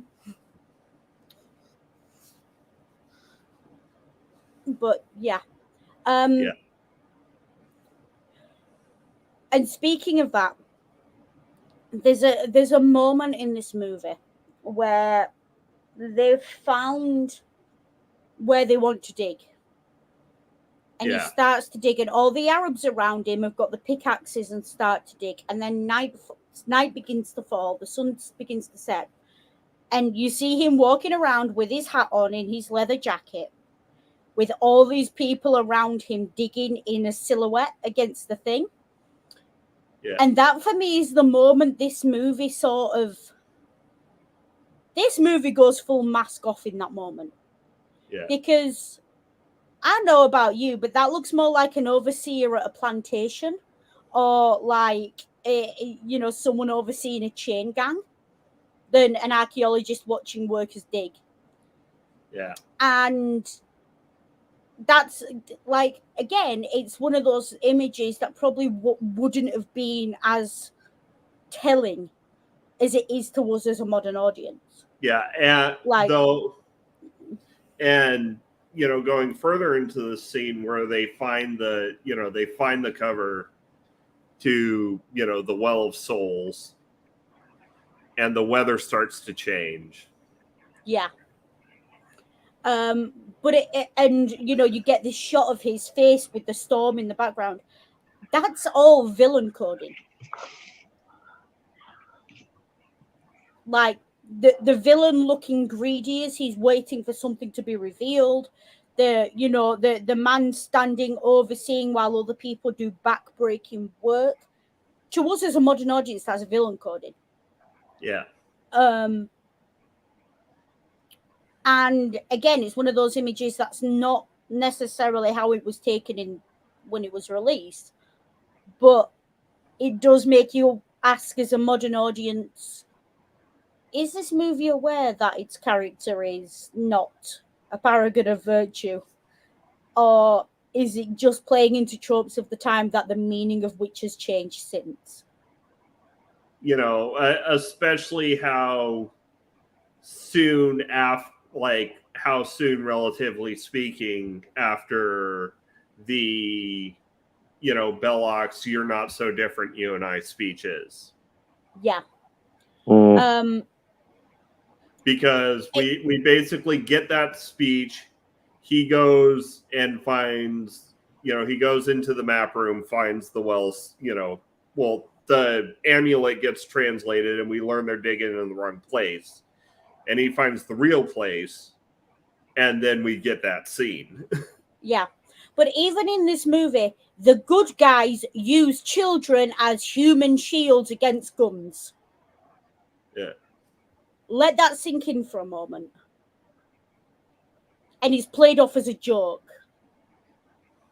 Like, is there anyone who genuinely believes that literal Nazis were going to give a shit about the lives of Arab children? Or anyone willing to be paid by Nazis to hold a gun for them? And yet that's a really dark moment for me. Like, it's played off as a joke, but it's actually really dark. Like, those kids going in and like calling him Uncle Indy, and like, if Belloc hadn't been in the kind of mood where he was amused because he thought he'd won because he had the girl, Yeah. that scene ends very differently. Yeah. And like that's all Salar's kids, isn't it? It's his, And also probably 7 or 8 children. You know, and also probably more than a little stoned, because he was, you know, smoking on a hookah as Indy entered. Yeah, exactly. And yes, he's surrounded by Arabs, but these are Arabs who have allowed themselves to be paid by someone who is being funded by Nazis. Yeah. Like, always follow the money, right? And it's one of those things of, look, everyone's got to work for a living. But, well, I mean, there is also, how many degrees of separation from the Nazi high command do you need to be before you're no longer working for Nazis? Though there is also the question of, are they siding with the Nazis because they, you know, have similar ideology? Are they siding with the Nazis for the money, or are they siding with the Nazis because fuck the British for ruling Egypt? Nah, they're paid mooks. Yeah. They're quite obviously paid mooks. Yeah. But I mean, if you were, you know, if you're going to go into, you know, the, like, you know, I'm going to take that comment you've asked. Yeah. And I am going to hand the conversation to the person with Lithuanian ancestors to explain why better the devil you know is a decision lots of cultures make. Yeah, no, I mean, there's really not much that needs to be said on that. Like, there is a reason that is kind of a truism that cultures in history have it. It's like, yes, we know we have it really bad under this regime, under these people's control. However, it could always be worse. And we've survived thus far under these people, regardless of whatever we had to do in order to do it. Might have been terrible, but we know what we're in bed with here.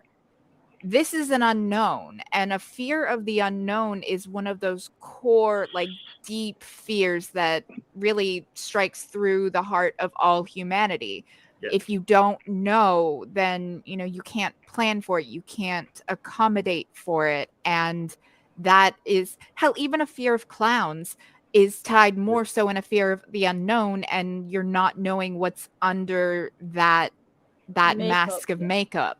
And so it's also like, historically, and this is a historical statement when I say this, there were certain areas in Eastern Europe who welcomed the Nazis with open arms, because the Nazis at that point were a better option than the Russians. Yeah. Because they, you know, the Nazis were potentially a hope for a better future away from the Russians. Especially if you didn't have Jewish ancestry. Exactly. Like, and they didn't necessarily know what they were climbing into bed with.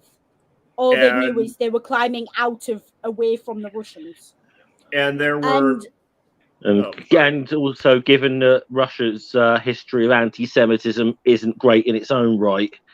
Yeah, like if in 1938, understanding the history of both nations, 38, 39, history of both nations, if you are given the option living in a landmass that's between those two nations who are at war, and you're given the option, which regime do you want to live under? Which one do you think you are most likely to survive under? Most minorities and most non-Russians are choosing Germany, Hitler's Germany, because like they know what Russian history looks like. Yeah. And anything's got to be better because they don't know what they're climbing into bed with.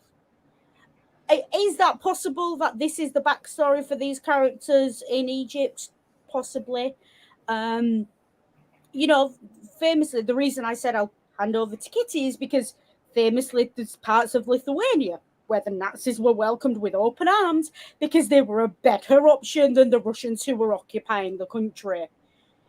Same in Poland, same in let's just say Estonia. it didn't go well for my Lithuanian ancestors. No. It didn't go well for anyone, but you can know- understand why. If you're given, like, it's, you know, you're stuck between a rock and a hard place. Which one do you pick? You pick the one that you think might not crush you if you're lucky. And, you know, like back on, you know, early 1500s, you know, there were Mesoamerican cities that sided with Cortez, which is why, you know, he was able to do what he did because he, you know, he stirred up local rebellions against the Aztecs. Yeah. It's like in Britain, if you want to look at British history, there were absolutely local tribes who sided with the Romans when they arrived. Yeah. That's a thing that happened. Anytime any nation that is trying to expand beyond its own borders will never ever expand very far unless it's able to form some sort of alliance with some group beyond them. Well, I Yeah. mean, that's because guerrilla tactics are incredibly effective, especially when, you know, you are trying to defend like your own territories, because you know that land better than the invaders do. And that like in and out thing, if the invaders don't have people that know the area and are able to help kind of like establish a foothold, it's not going to end up going well for them. Okay, You know, Kitty, what I need you to do is apply for a job as a military consultant because it like has America learned that lesson yet? Yeah, to No. quote Sun Tzu, if you know both yourself and the enemy, you will always win. Yeah. And it's, you know, America famously got its ass kicked in Vietnam because it didn't know the enemy and didn't know the land. And it doesn't matter how many soldiers you conscript and put in there, you're not going to beat guerrilla warfare. At that point, you're Just just sending not. people to the meat grinder as opposed to Yeah. actually doing anything productive. Yeah. Same as in Korea, Afghanistan, Iraq. And something that's going on right at the moment as well. It's like, this is why we're all looking at Ukraine right now. And Ukraine's best hope is to keep local people who know the local terrain fighting a guerrilla war against the incoming Russian soldiers. Like, that's your best chance of defense. It doesn't seem like it, but that is. And it's and we know it. Like we know it's right the Russians answer. that are, and we know it's the Russians that are throwing their soldiers into the meat grinder. Yeah, like if you could take over a country with purely soldiers on the ground against guerrilla warfare, Ukraine would have fallen a week after Putin put soldiers in there. Like, that's how that would have gone. So clearly they're doing something right, and it's guerrilla warfare. They're doing other things as well, but a lot of the reason, like, they're holding the Russians back is guerrilla warfare. And the reason I wanted to talk about all of this is, God, Indiana Jones is just so American, isn't he? Mhm. Like, he's so American. Like, he thinks he can walk in with a whip and a 6-shooter and just take over. Yeah. So, are we ready to talk about the inside of the Well of Souls? Are we ready to talk about how snakes are not, like, snakes will not run from heat Yeah. to start with? There's actually, I read this, there's an extra on, like, DVD releases of this movie. Yeah. As Steven Spielberg telling a snake off for ruining the scene because it came towards the fire instead of away from it. Well, and here's a fun little tidbit. There are quite a few snakes in there that I noticed that aren't snakes. Yes, they are Egyptian lizards or something, aren't they?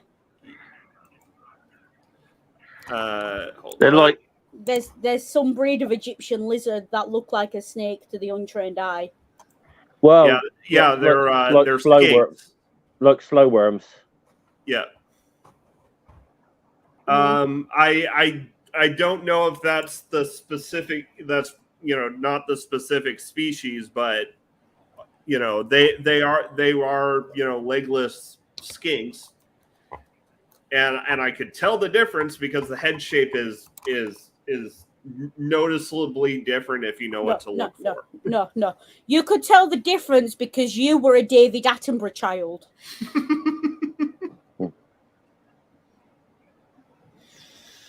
And That's why you also, could tell the difference. also another fun nitpick. So Sola says asps very dangerous, right? Asps are not. Well. Here's the thing. Aside from the one cobra in there, it's all constrictors and like garter snakes and skinks. Mm-hmm. And I get the reason why, because dropping Harrison Ford into a pit of venomous snakes is not a good idea. No. I mean, to be fair, the aspis is also known as the Egyptian cobra. Yeah. But yeah. I'm not sure. I don't think it. I'm not sure. I don't think that was an Egyptian cobra. It might have been a spitting cobra. Whatever it was scary looking. Yeah. Which was what it was for. So yeah. I think Egyptian cobras don't have that. It had a very distinctive white marking on the back of its hood. Yeah. That Egyptian cobras don't have. They're all sort of the same size, so far as I know. Yeah. Sort of same yeah. color even. That marking made me almost think like Indian cobra, but I'm not quite sure. It's yeah. Fun fact: Australia is the only continent with more species of venomous snakes than non-venomous. That's because in Australia, like, everything wants to fucking kill you. Yeah, it's everything wants to kill you in Australia. Yeah. Something emu war. I mean, like, it started as a penal colony for a reason, you know. They just sent people there to get them gone and die. I mean, part of the reason was that the British lost Georgia. Mm. Okay, but so there are 3 areas of the world that have famously been used as penal colonies, right? Yeah. Australia, parts of America, and Siberia. Yeah. Taking everything into account, including the local wildlife and the weather, if you had to, Which one would you be sent to? Australia. Which is a really dark question, but I am going to ask it anyway. Australia. Yeah, but you want to go to Australia anyway because you're a mad person. Like, Well, because Australia has a drier climate. I mean, so does And Siberia. well, yeah, but you'll freeze your fucking to tits death off. in Siberia. Yeah, Siberia is dry and warm. The American South is dry and sopping wet. Or I mean, is hot and sopping wet. Phrasing. And Siberia is a big block of ice in the middle of nowhere. Yeah. Yeah. I think I would go with Australia for the same reasons. Like, you can learn to live with wildlife, but the weather is like there's only tolerating the weather. There's not thriving with the weather. America sucks. Lots of people live and continue to do so just fine in Australia. Like, there's more people living in Australia than there are in Siberia. Yeah, So- that's fair. You got a better shot there. You know, unless unless you spiders. unless you plan to spend your days getting high off reindeer piss. There's no leaving the gulags in Siberia. Well, this is the thing, right? Because everything in Australia wants to kill you, including the koala bear. Like, don't get me wrong. Like, it's cute. It wants to kill you. It just can't. But if you're going to spend forever in prison, I mean, that might be a feature, not a bug. Yeah. Having an easy, accessible out. Just, I'll sprinkle that out there. Here's the one problem. I mean, to be fair, there's an easy, accessible out in Siberia as well. You just go stand outside for 10 minutes. Yeah, but fuck, that would suck. Well, I'll tell you something about Australia. The first European who introduced the first camel into Australia, and the camel actually managed to kill its owner by shooting it. The moral of the story here is even the imported wildlife in Australia is trying to kill you. But and this is gallows humor. This is dark humor, and it is a good thing. Thank you. Yeah. And also, given how most of the venomous snakes in Australia are elapids rather than vipers, they mostly have neurotoxic venom rather than hemotoxic venom, which is a more painless death. It's a cleaner death. Yeah, it's a cleaner death. So especially, like getting bit by a taipan, I'd say is probably a better death than freezing to death, in my opinion. Agreed. Yeah, fair. Because I mean, you're both getting, you're both dying by your organs, just shutting down and not working anymore. But with the taipan, it's faster. And you don't have to go through that embarrassing bit of hypothermia where your body starts overheating when all the blood, rushes around right before you die and you start stripping. And so they find you as a frozen, naked popsicle. Yeah, no, I'd rather not. And I do love how we had I posed the question and you immediately discounted the most populous place of all three options. Like, you immediately discounted Georgia. Yeah. Like, nobody wants. I mean, I don't blame you. There are there are reasons. Like, but yeah, Georgia is just wet. Is just wet Australia. Well, I would say Florida is more wet Australia. Like, No, Florida's definitely more wet Australia because Florida man definitely pulls shit that the Australians can compete with. And he's definitely competing with the Australians on the whole. We have a bunch of shit that wants to kill you here. Yeah, Any but body of water, if you can't see the bottom, there's alligators in it. also Georgia is like Georgia literally borders Florida, so you might as well call Georgia British Florida in terms of the 1700s. Yeah. Yeah. Yeah. Regardless, it's miserable. Yeah.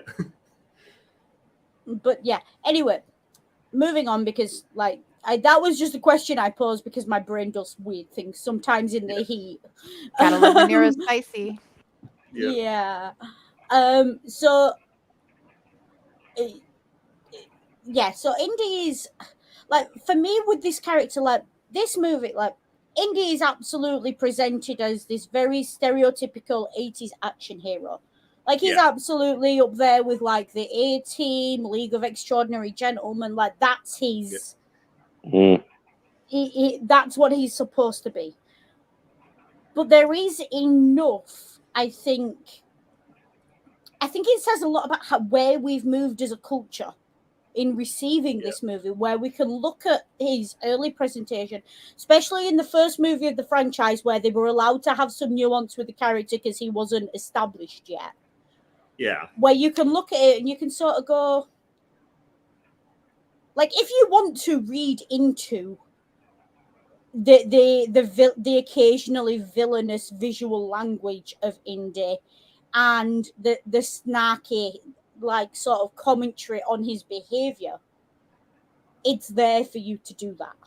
Yeah. The only difference is you have to grasp that all of that was part of the heroic ideal of the 1980s, as opposed to being something that we look at now and go, that's not heroic. Why is that there? Yeah. And again, not necessarily a bad thing, just a way of appreciating that. Like, good franchises, good movies don't necessarily have to stand up to time.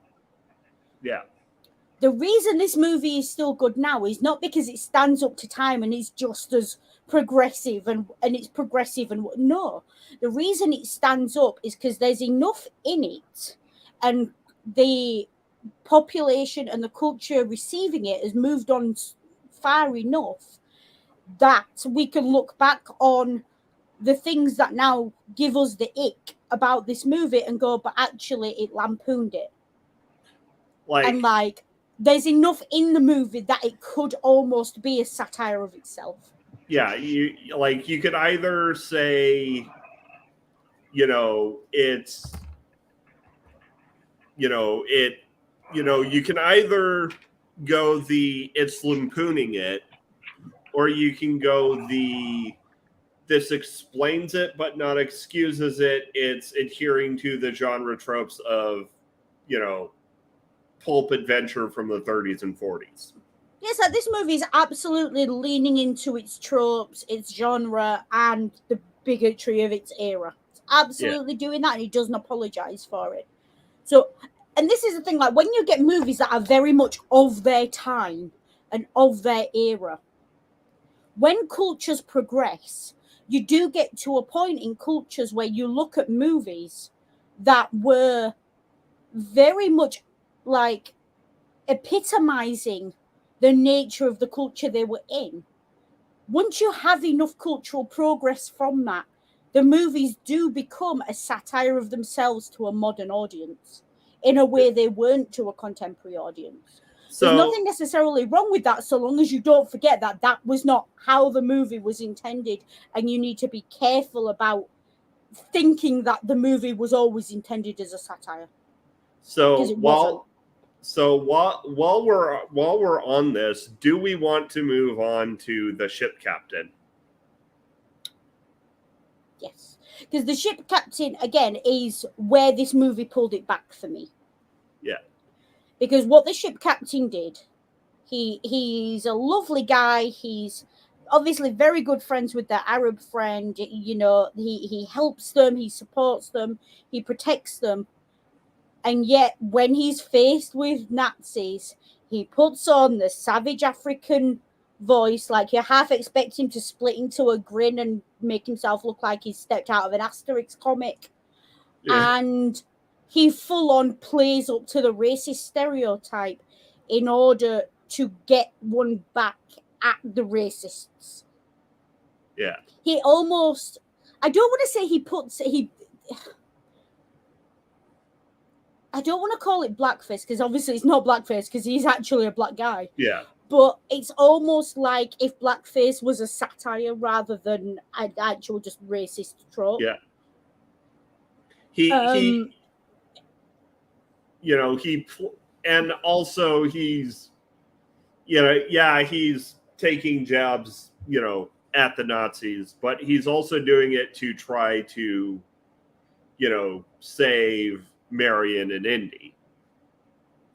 Yeah, like and it's really cleverly done, because even though you see him grab hold of her, make those really horrible comments that play up to exactly what the Nazi expects of him, you never once question whose side he's on. Yeah. Like, that's so important. It's like, you know, we had this discussion, was it last week or the week before, about how minorities lean into the stereotypes of their culture to wind up outsiders, basically, or to wear it like armor. And that's what he's doing there. Yeah. He's taking what the Nazis think of him and he's using it against them. Yeah. Oh, so I just got back, so I'm assuming we're at the bit where they're on the boat now. Yep. We were just jumping to that because we were discussing, you know, how this movie lampoons certain tropes. Yeah, that's I mean that particular thing with the captain, that was brilliant. I mean, yes, he's using their prejudices against them. You know, it was very, you know, by playing up to them. You know, so yeah, and it's this thing of, you know, if someone's stupid enough to believe a prejudiced idea about you, or, you know, an aspect of your identity, like, absolutely you should hoist them on their own. Yeah. You know, there's a great expression in Yorkshire. I don't know if it exists outside of Yorkshire, but there's a great expression in Yorkshire that when you're dealing with someone who you don't necessarily like, or who has weird ideas about who and what you are, you give them just enough rope and they will hang themselves. Oh, yes, an old saying. Yeah. Yeah. So the idea is this captain, you know, he gives the Nazis just enough rope. He gives them just enough that they make assumptions about who and what he is. And that absolutely bites them in the arse later. Yeah. Because, you know, though, you know, since Belloc's there and Belloc has his obsession with Marion, I wonder how much of that is genuine infatuation and how much of that is, there is nothing you have that I cannot take, Dr. Jones. Achilles called, he wants his trope back. Yeah. Kind of 6 of one, half dozen of the other. Yeah. Both. Definitely both. ¿Por qué no los dos? But, you know, and, you know, because he is obsessed with Marion, he insists that, you know, that the Nazis take her. Yeah. Which puts her in more danger than if he hadn't. Yeah. Which, you know, that he to me is very much the embodiment of that sort of obsessive love that's sometimes given to villains. Yeah. It's possessive as opposed to an actual love. Yeah. It's obsession, it's entitlement, it's not love. And what's really interesting to me is that in this movie especially, like, it's not very different to how Indy treats her. Yeah. Like, she is, insofar as this movie has one, the secondary MacGuffin of the movie. Yeah. And that's like, none of them like her for who she is as a person. Like, Yeah. none of them, like, none of her skills or capabilities are ever, like, necessary to the plot. Yeah. And that's really telling. You know, with the exception of her, you know, escape attempt with, you know, against Belloc. But even that's, like, it's a blink and you miss it moment. Yeah. Yeah. I mean, I think it is somewhat telegraphed, but yeah. I mean, I almost think that whole thing, you know, when he takes Marion,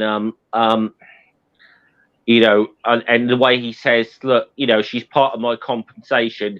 If she fails to please me, you could do. I almost feeling he was actually being honest there, you know, that he wasn't Yeah. trying to protect And her or anything. I almost got the feeling that, yeah, I'm going to get my enjoy, and I do tend to the theory of, yeah, this.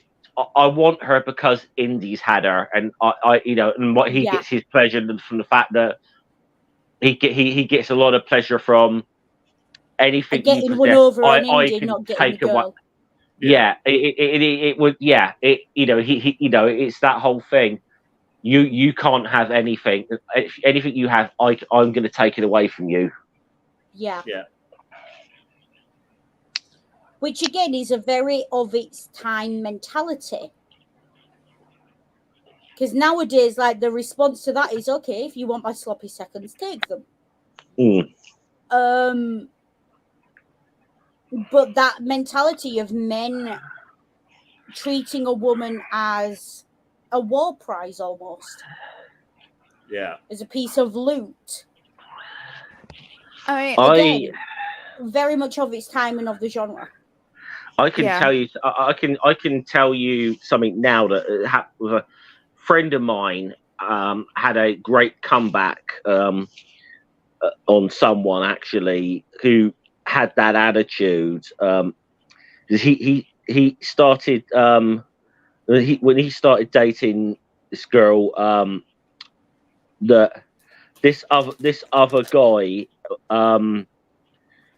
had been with before, and this other guy said to him, and I sorry, you know, apologize for the language now, but it was quote, "Hey, how you enjoying my used pussy?" Ugh. So, which my friend turned round and said to him, "Well, after you get past the part that's used, it's quite nice." Ugh. Which it's sexist in itself, but I thought it was a perfect comeback to that kind of attitude, you know, attitude. Well, that's the thing. Like, sometimes when you get into situations of that kind of attitude, sometimes the only real way of responding is to sink to their level. Yeah. Yeah, I that's mean, what it was. I mean, yeah, it's not a great thing to say in its own right, but if that It's is, you absolutely know, not something you should brag about saying later, but in the moment, I can understand why you would default to that. yeah, yeah, absolutely. I mean, I had a similar thing happen back in high school. There was a guy that I was dating, and a friend of mine, she was basically all, I could totally steal him from you. And I'm like, if you can, go for it, whatever. And then he did end up, you know, cheating with her. And I was like, okay, and you can have him. And then she broke up with him immediately after because she didn't actually want him. It was just a power play thing, and I'm like, whatever. Like, I don't care. Like, Like, anybody that would be willing, I don't want. yeah, it's like anyone who would be willing to betray me romantically is not someone I'm going to be bothered if they betray me. Yeah. Like, just as a general, you know. So Yeah. there is But yeah. There is one thing to like one great bit of foreshadowing while they're on the ship. is where we get a shot of the Ark in the Nazi crate, and it burns the symbol. and the swastika gets burned just spontaneously. Yeah. So I have a couple of nitpicks, and I'm going to say them both at once because they're both relevant to this point in the plot. None of the Germans in this movie speak German. Yeah. Like even like their attempts to say very simple German words and curses are so American. I don't speak German either, but I understand German well enough to know you're not speaking German. Sit down. Yeah. That's the first one. Second of all, that the Hebrew thing he says when he opens the Ark of the Covenant, right? Yeah. It is Hebrew he's trying. I say trying to speak. And it is a prayer that is usually said when the Torah is taken out in a synagogue. The problem is the mispronunciation. Like, again, I don't speak Hebrew, but I've heard enough Hebrew to know that that's not how you say that. Though that's not how that's supposed to sound. Is that now the question is that second one deliberate? Yeah, is that accidental, or is that telling us that Belloc isn't Jewish and he doesn't understand the nature of what he's doing? Yeah. Now, Belloc, yes, it works in text, and I'm happy to take that as an example. The German was so bad by the German characters in the movie that they had to redub it for a German audience.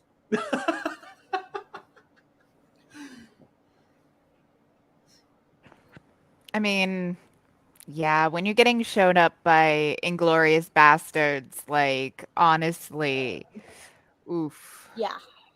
Well, I noticed that even they couldn't even like get one. I mean, I one German actor into this even to play like a heavy. I mean, I noticed it early because I remember putting in the comments that I forgot that Pat Roach was in this film.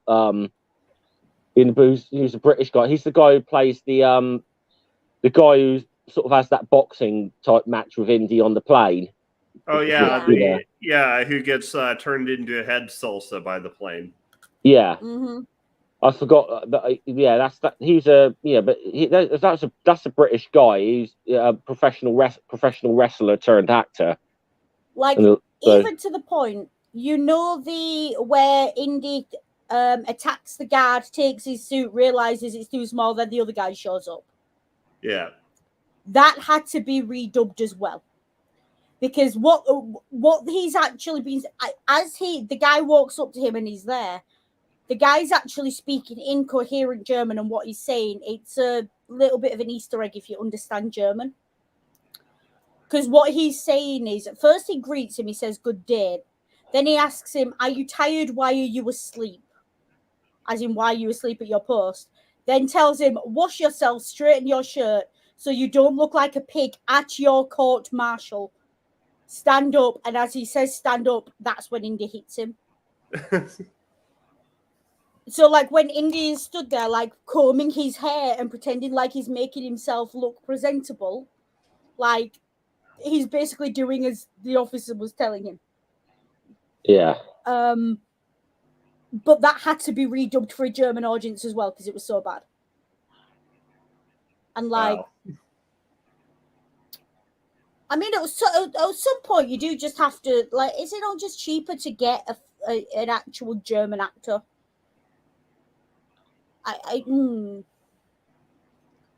Especially when they're, like, not the main character. Like, Harrison Ford had enough, like, he could pull the film, like, on his own. Like, I mean, granted, this is kind of setting up his thing, but he had a little bit of recognition. And, like, a lot of the actors that they're not, especially for, like, the German characters, they're not, like top tier A-list actors. They could have just pulled German actors.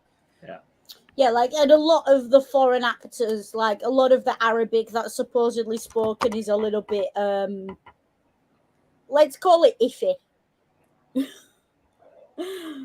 Let's call it tuned for American ears. Yeah, let's call it that.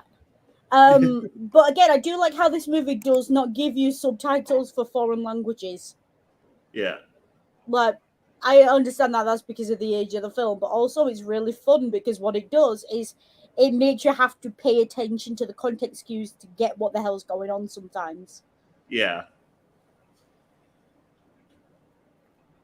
So yeah, that's my main nitpick is the language in this movie is just look, it's not difficult to go pick up a phrase book. Like, there's a reason I'm sat here complaining about how the German and the Hebrew is spoken in this language and the Arabic, despite not speaking fluently any of those languages. Because it doesn't take much to be familiar enough with them to know when they're being spoken by Americans. Yeah. Let's word it that way. It's sort of it's. I mean, look, it should have been a thing there with the actor who plays a Frenchman in this is British, and by and large, British people are notoriously bad at pronouncing French words. Yes. Yeah. Although weirdly, a Yorkshire accent helps you pronounce French words because the French don't pronounce their H's either, and the French have a glottal stop. So apparently, having a Yorkshire accent makes it easier. I'll tell you the worst ones to trying to speak French. Londoners. Oh God, yeah. I'm sorry. Sorry, yeah. I'm just having flashbacks to Del Boy, Chateauneuf de Pape. Yeah. Yeah. So,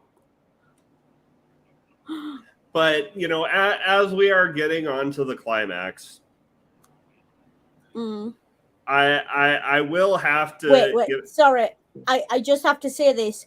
You mean the hot face melting sticky climax? I will have to, paraphrase Tony Stark right here,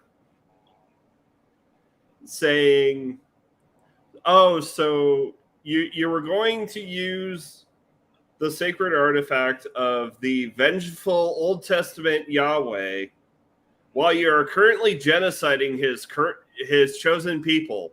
Not a good plan." Yeah. Yeah. They definitely failed their knowledge, religion, knowledge, arcana checks. Yeah, like someone definitely failed an intelligence check there somewhere. Yeah. Like, because the one thing as well, like, it actually says in the markings on the ark, do not look directly into the box. And that's like the one rule. Do not look directly into the box. And what does the fucker do? Yeah. I mean, his face melted, so, like, comeuppance and all that. I mean, fair play to the ark. Games, win stupid prizes. Yeah. What is it? It was the fuck around east of times. It was the find out east of times. Yeah. It's like, not paying attention to what happens to carbon fiber when under pressure, and then building a sub out of carbon fiber to visit the fucking Titanic. Yeah. But also, we're getting into the scene where religious conservatives and more lefty people agree on the Indiana Jones franchise for two completely different reasons. Yeah. Yeah. Because the consensus across the board is Raiders and Lost Crusades are the best ones. Right? And, the more left-leaning people don't like Temple of Doom for the racism, The more fundy people's like, no, that's satanic. But Raiders and Last Crusade were okay because they show the power of God. Yeah. I mean, it fucking the line in like you chose wrong. Like, come on, like that You is like chose a poorly. epic fucking mic drop moment. Like, Yeah. I that is one of my favorite scenes in an indie film. Yeah. Yeah. And it was another like the fucking scene in the entitled, grill room. self-important Nazi that thought they were the smartest person in the room and got Yeah. a reality check right quick. Yeah, because he goes for the the fanciest The fancy up there. gold chalice, and it's like And and the thing is with A Indy's like, homeless, like transient yeah, fucking a carpenter. socialist in the Middle East in 2000 years ago. Yeah, they're gonna have a golden goblet with fucking rubies and emeralds. Like, come on. And so Indy, picks the simple pewter cup.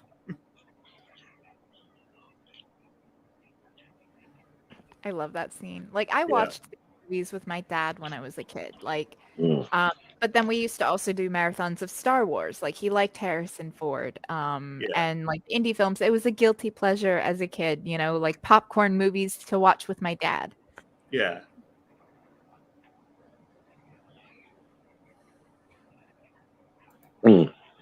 So yeah, like I'm glad you said that, Kitty, because like popcorn shit to watch with my dad.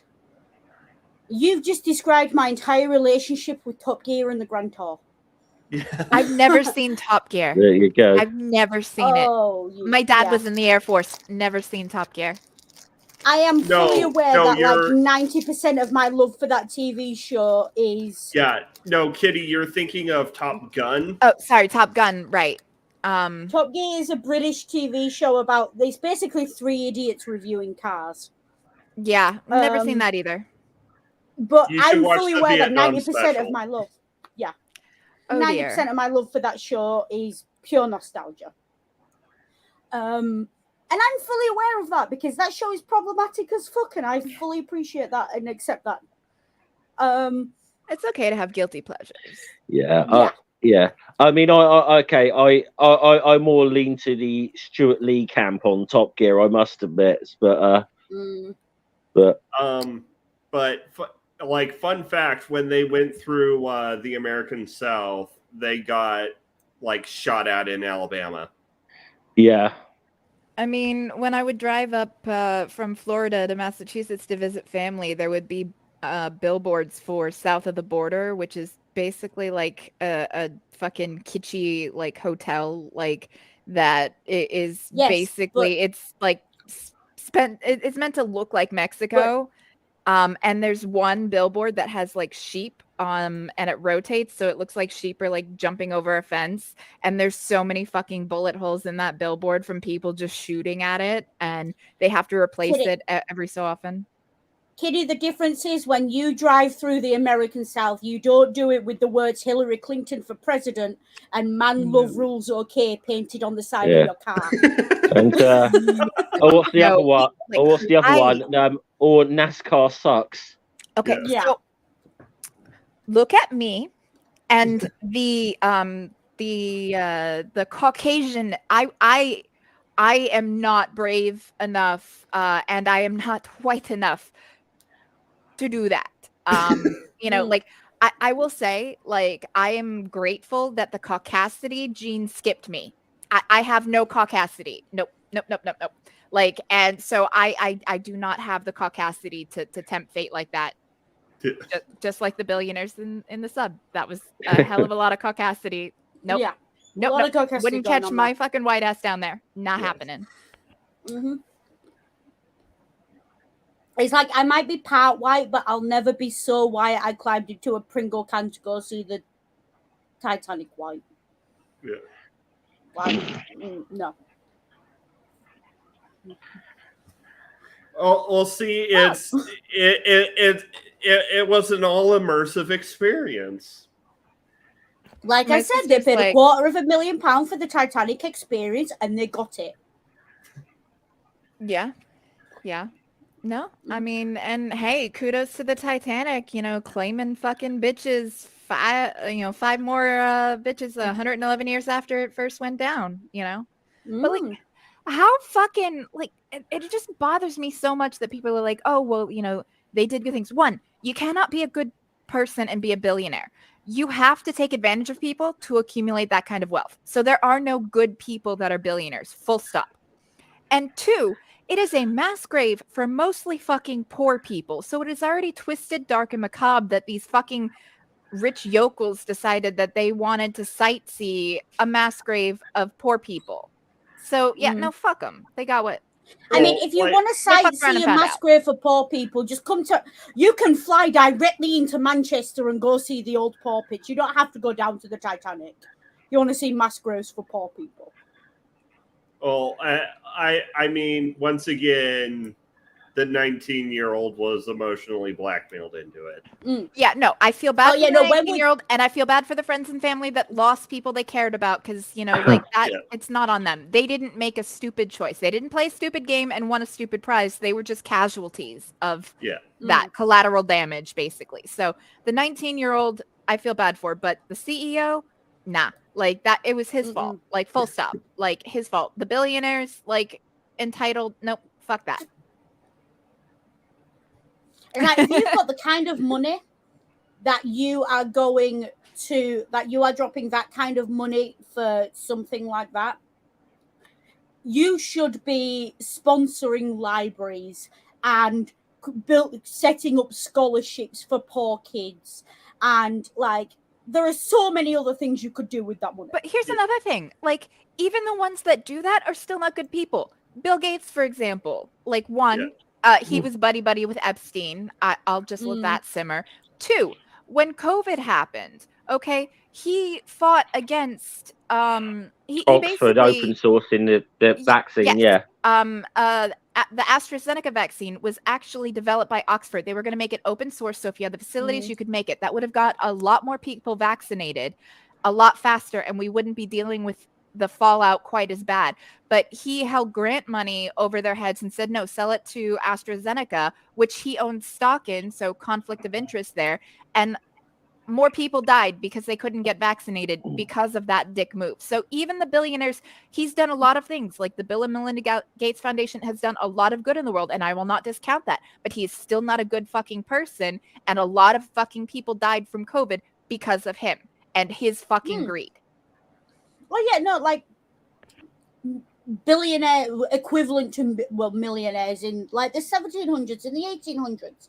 They built libraries, they built hospitals, they did this, that, and the other. They weren't doing it out of any sense of altruism or because they gave a damn about the poor. They wanted their name on a posh building to establish a legacy. Yeah. That's what that was for. But at the end of the day, what they were doing did have a net good. If you're gonna make that kind of money, that's the kind of thing you should be doing with it. Like Carnegie tried to achieve world peace. Yeah, like he tried. I mean, he picked Teddy Roosevelt to try and help him, but he tried. You chose poorly. Yeah, he chose poorly.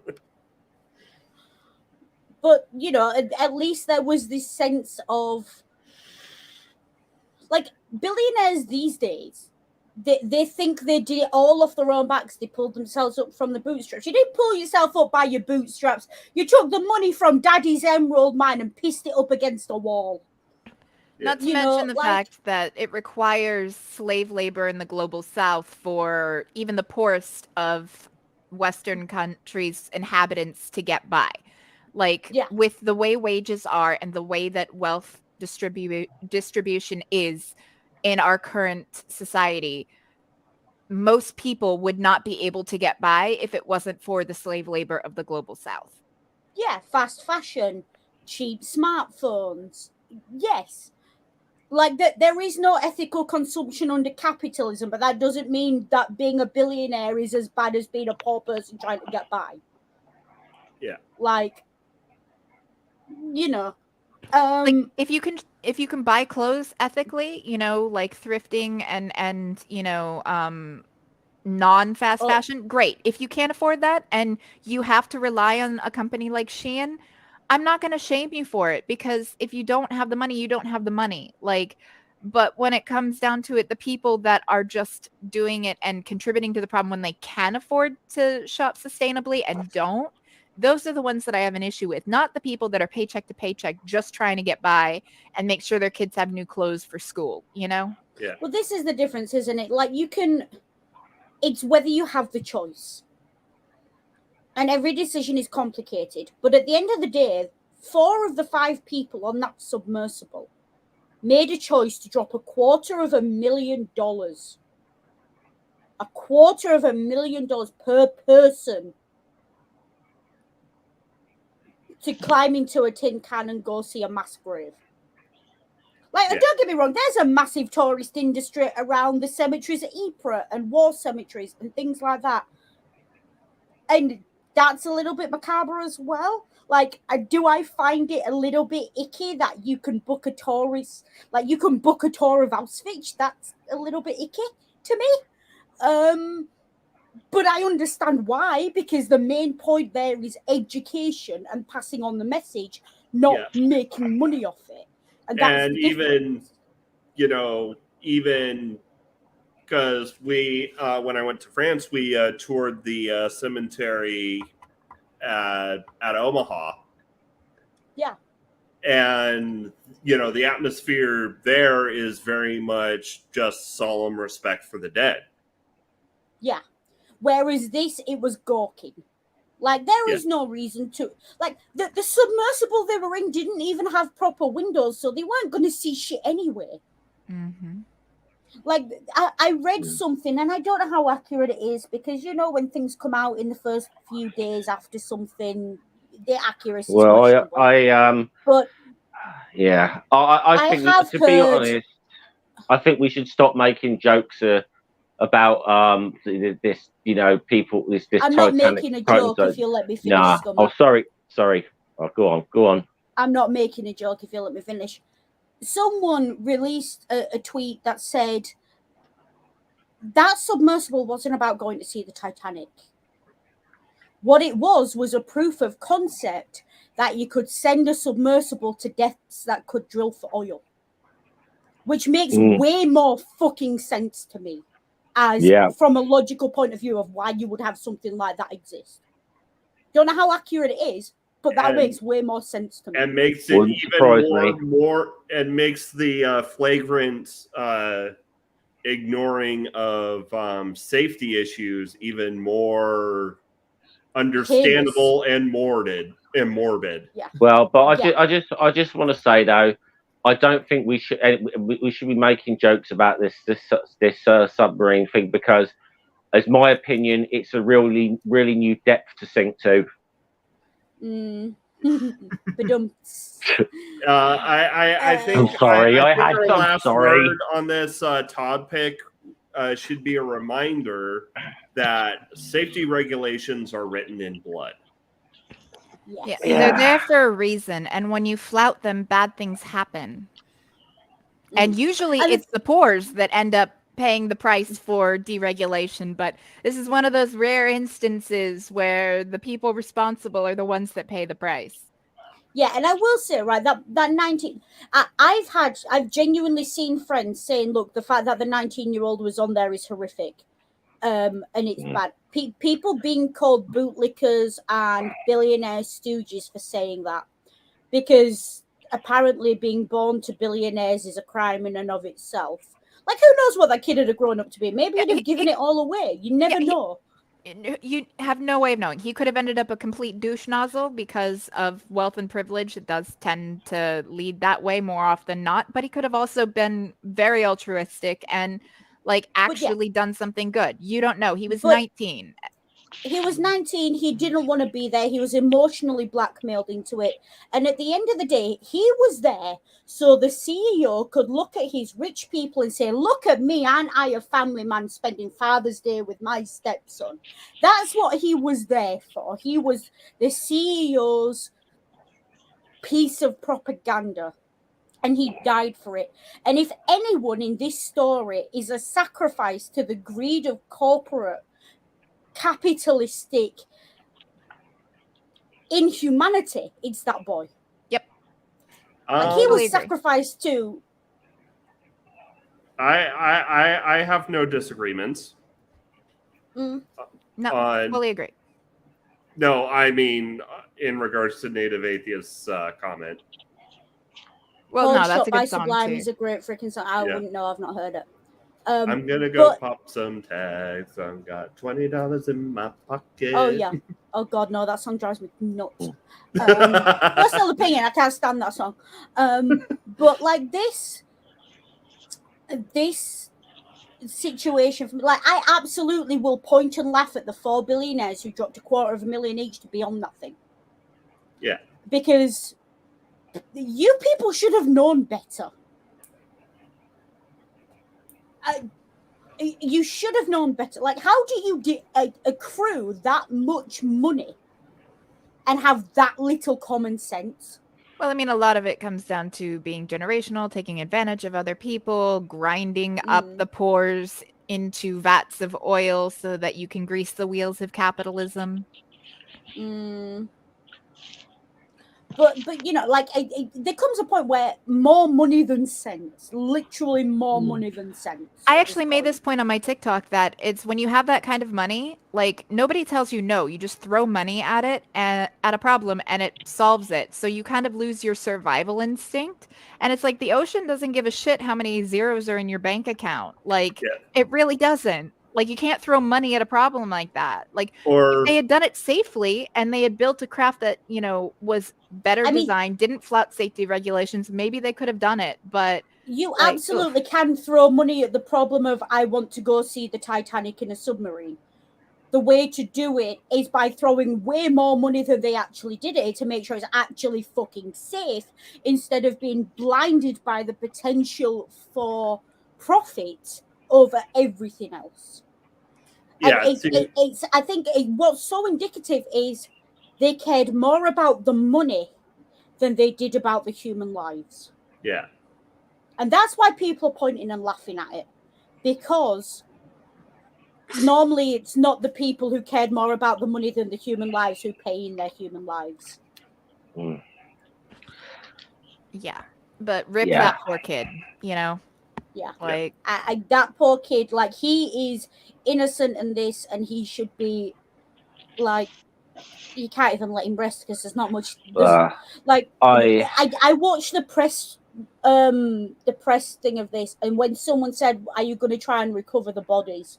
and it's like, they're tomato paste, love. There are no bodies. There's nothing left. Yeah, to you know, quote Hank Green, you stop being biology and become physics.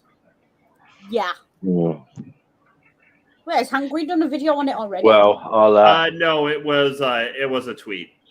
Oh.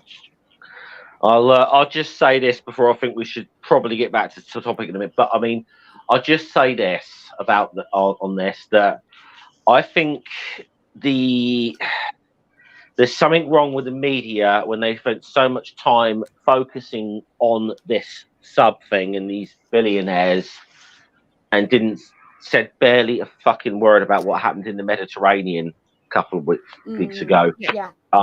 With migrants who are, you know, just desperately trying to escape Syria and Libya. I'm pretty sure I heard, you know, quite a few Tories saying, you know, something about needing stronger borders. It's just there's a few stories. We got this woman in the UK called Suella Braverman who doesn't shut up about it, but we didn't even have the technology to be able to recover the sub anyway, so there was really no point in multiple nations spending millions of dollars of research, resources and manpower to try to find the fucking Coors Light can under the ocean when they could have diverted that towards saving the people that were drowning in the Mediterranean. The thing is, as well, the people that drowned in the Mediterranean, the really important point about that particular boat is that it was absolutely safe to try and rescue them. That of the 700 people on it, there were less than 110 survivors. And that was absolutely because of the utter failure of the local Coast Guard, etc., of actually going out there. And that was because of anti-refugee sentiment. And Like, they were allowed to die. It wasn't an accident, but that could have been a lot less of a tragedy than it was. Kitty, for a second there, I thought you said corpse light, and I almost I almost made a comment on that pun. No, Coors Light, but Corpse Light works. I mean, it's well, they're not corpses; they're tomato paste. So yeah. Yeah. But anyways, let's go away from imploded billionaires into face melting Nazis. Yeah. Yeah. I mean, this is like, from the objective point of view of, would I want a 4 or 5-year-old watching this? This is an objectively scary scene. Like, ghosts everywhere, faces melting. Like, it's scary. I can see why it might give a child nightmares. Yeah. I take issue with the rest of Focus on the Family's review, though. Well, to be fair, that was from the conclusion. Yeah, but I don't have to have read the rest of it. I take issue with the rest of Focus on the Family's review because I know what they're like. Yeah. And for those of you who don't know about Plugged In is basically how to censor media for your fundy indoctrinated kids guide. And I'm really sad. Like, I'm kind of sad / frustrated that I'm the only atheist content creator that I know that even acknowledges that it exists. You might be the only one who knows it exists, to be fair. I think we'll have to do a stream together going through some of it. Well, I mean, like there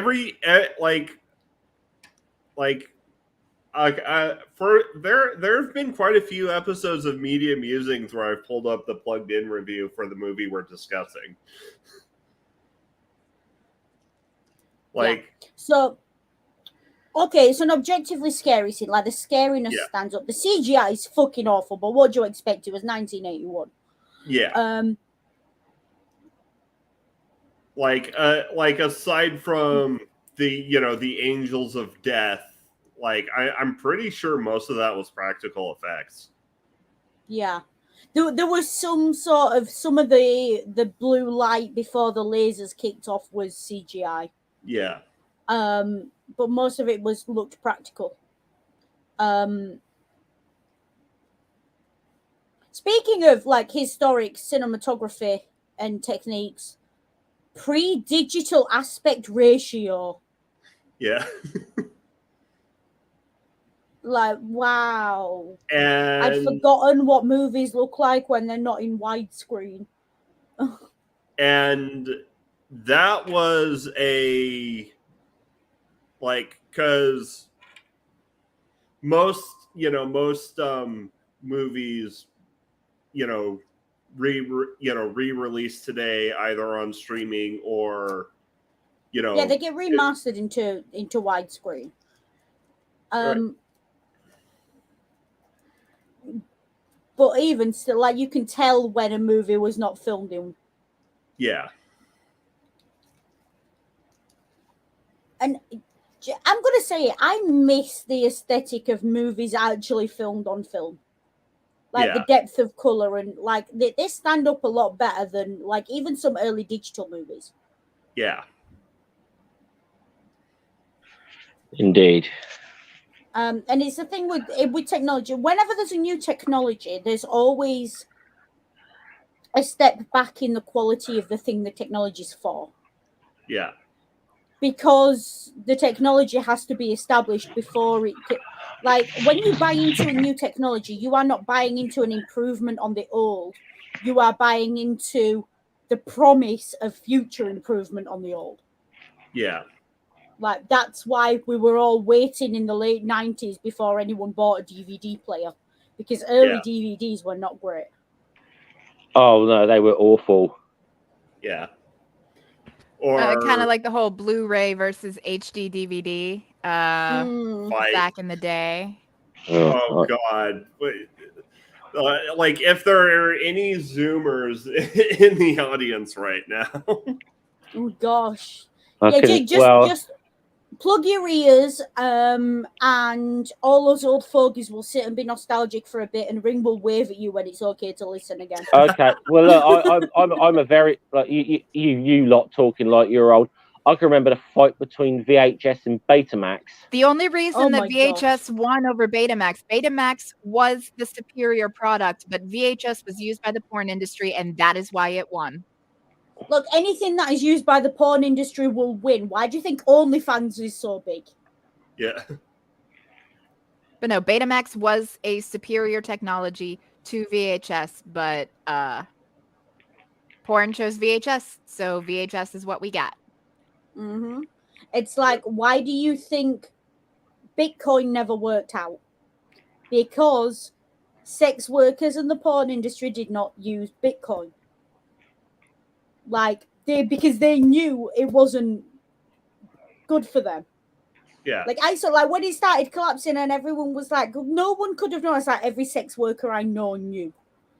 Yeah. So, like, you knew. Like, there's a reason they use PayPal and, they stopped using PayPal, didn't they? But, like, cryptocurrency is basically company-less stocks. yeah. Like, the East India Company called. No, you mean the South Seas. The company. South Sea, yes, the South Sea Company called. No, like the East India Company actually sold stuff. Yeah. Stuff. That word's doing a lot of heavy lifting there. Yeah. Yeah. Speaking of heavy lifting up this Ark of the Covenant, right? So this thing's supposedly ultra heavy and takes like 4 people to lift it and melts the face off whoever owns it. Yeah. And then this movie, like, for an action movie, the ending of this movie is weirdly dark and depressing. Yeah. Like, it's also the most accurate part of, like, anything resembling archaeology.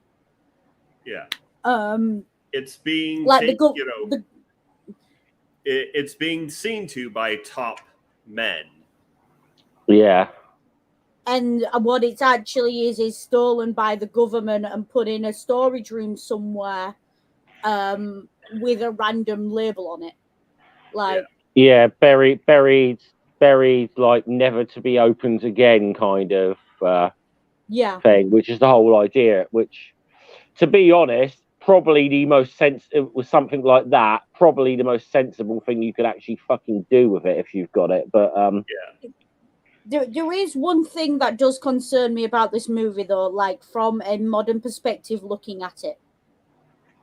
And I asked this question in the private chat, and I'm going to ask it again. So, who wants to take my bet that when Donald Trump was made president, he asked them to go find that box? Who's taking that bet? Oh, I guarantee he tried. Yeah. He was probably asking about where they fucking hid the spacecraft from fucking Independence Roswell Day, or too. something, yeah. Yeah, in Area 51.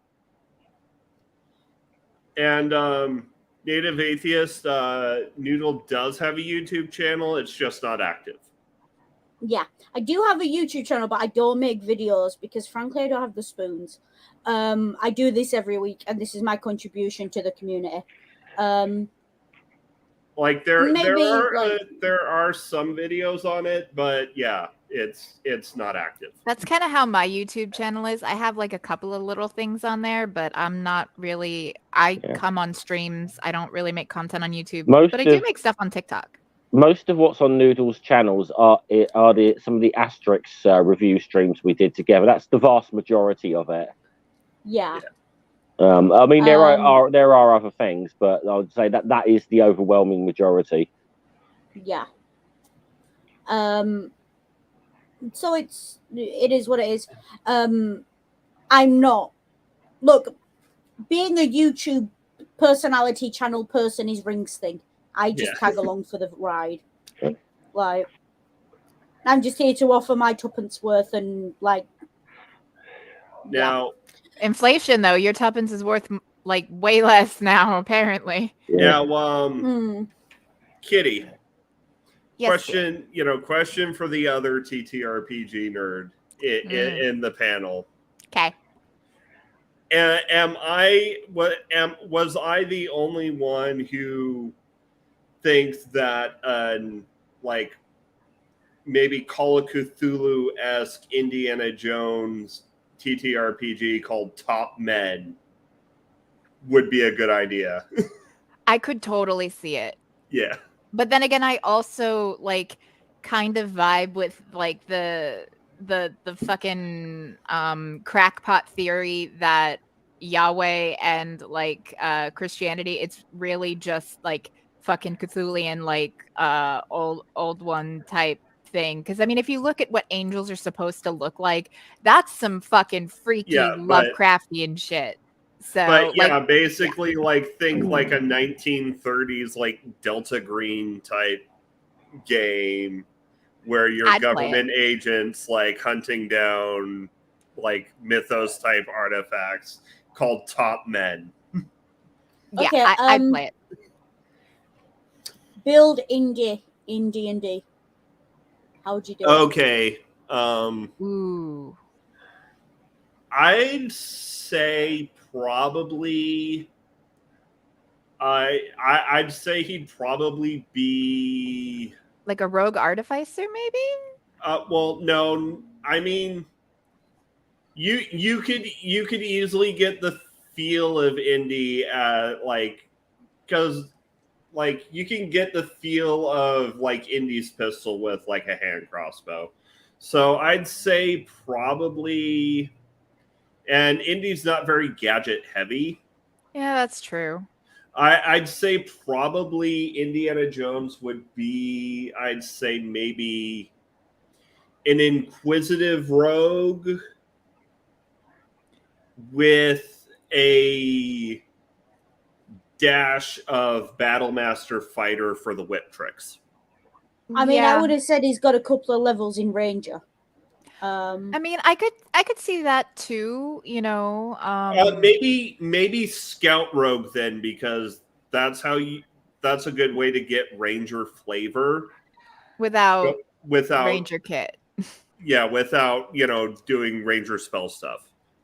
But yeah, Scout Rogue. Yeah, I could see that. Yeah, Scout. Maybe for a little bit of College of Lore, Bard. Oh, I mean, or or just for the extra expertise, or maybe skill expert feat. yeah. Basically, I mean, definitely put your expertise in knowledge history, knowledge religion. Maybe a little knowledge arcana. Yeah. Skill. Put as many expertises into your knowledges as you can get. And then probably you'd have to load up for him. You'd have to load up your knowledge and your decks. Yeah. Like, because, and I will say this, like, as much as he's like the male power fantasy, everything else, he's got zero charisma. Like, that love story was so forced. He's got zero charisma. And he doesn't have to be super strong. Like, just average strength would get by, you know, but definitely dex heavy. Yeah, and the whip, well, the whip is a finesse weapon, which means you can use dex for it. And any ranged weapon uses dex by default. Mm-hmm. Yeah, I mean, he definitely, like, doesn't have much by way of armor. What would his dump stat have been? Strength? Charisma would be his dump stat. Yeah. Which means he can't dip into lore bard, so we're probably getting the extra expertises via feats. Yeah. But I mean, considering he's fucking But archaeology nepo baby, like yeah, eh, and But see, this is the thing. The reason I asked you to do that is because it's very telling that the way you've sort of explored building him, you very much sat in that neutral, chaotic area of the D&D grid. You Yeah. haven't gone into sort of the good and the lawful side of it, because that's not who Indy is. And I think that's a really interesting point to make on the back of all that discussion we had about how he's not a I mean, to be paladin, fair, you could like a have a virtuous lawful good hero. rogue. It's not common, but you Yeah. could. Yeah, and, well, yeah, to be fair, I'm mostly working from 5e, where alignment is more guidelines than actual rules. Like, not I mean, like paladins don't have to be lawful good anymore. It's like you absolutely could build Balak as like a lawful neutral rogue. Yeah. Because hey, he's lawful, but the laws he's following are not necessarily good. And you know, and Indiana Jones is 100% a skill monkey, and the two ways to make a skill monkey are you either go rogue or you go charisma, and he's not very charismatic. Or I mean, you either go rogue or bard, and he's not very charismatic, so he'd make a terrible bard. So you kind of do have to go rogue if you're making Indiana Jones. Yeah, that makes sense. This is I agree. This is definitely the part of the conversation where I am of no fucking use. Also, the dungeon delver rogue archetype is basically as old as Indiana Jones. Like, people have been making rogues based off Indiana Jones for about as long as Indiana Jones has been a thing. Yeah. Yeah. Which is about as long as D&D has been a thing. Yeah. So, are we gonna address the big bang elephant in the room? I think I did say I think we ought to touch on it. The basis that was an entire plot for an episode of The Big Bang Theory. Yeah, so And that those who is- aren't aware, Yeah. Indiana Jones is utterly irrelevant to the plot of this movie. Yeah.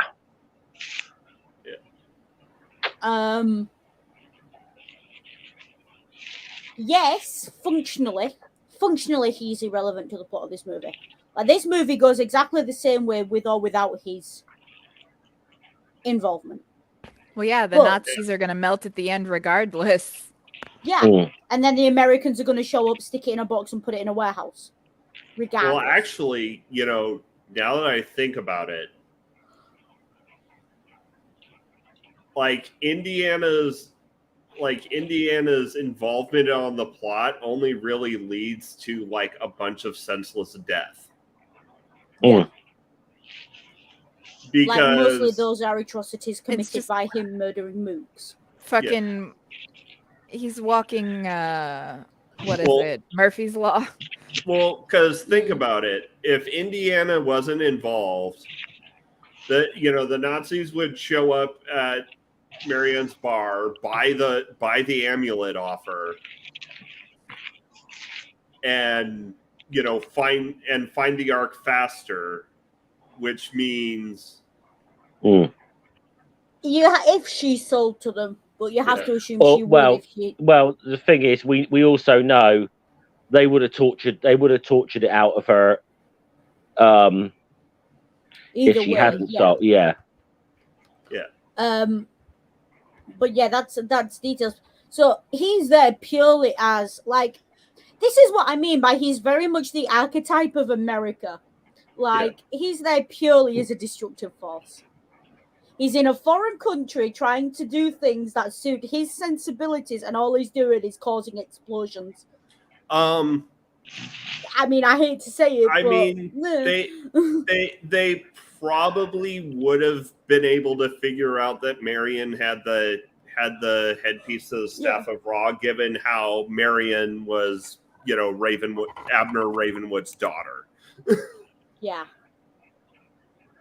So we're saying Indiana is basically, a walking embodiment of Michael Bay films, just, Basically. entitlement and explosions and death and carnage.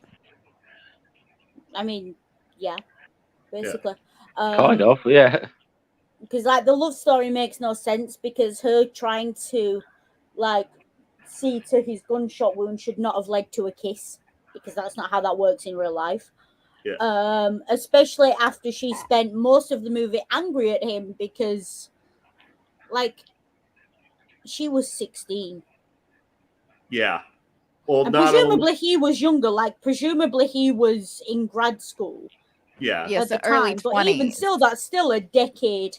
That's still half a decade to a decade age gap at 16. That's nah. That's the X That, factor there. she was, she was 16 and he was probably working on his PhD. yeah, which means he's 24, 25 Yeah. at your youngest.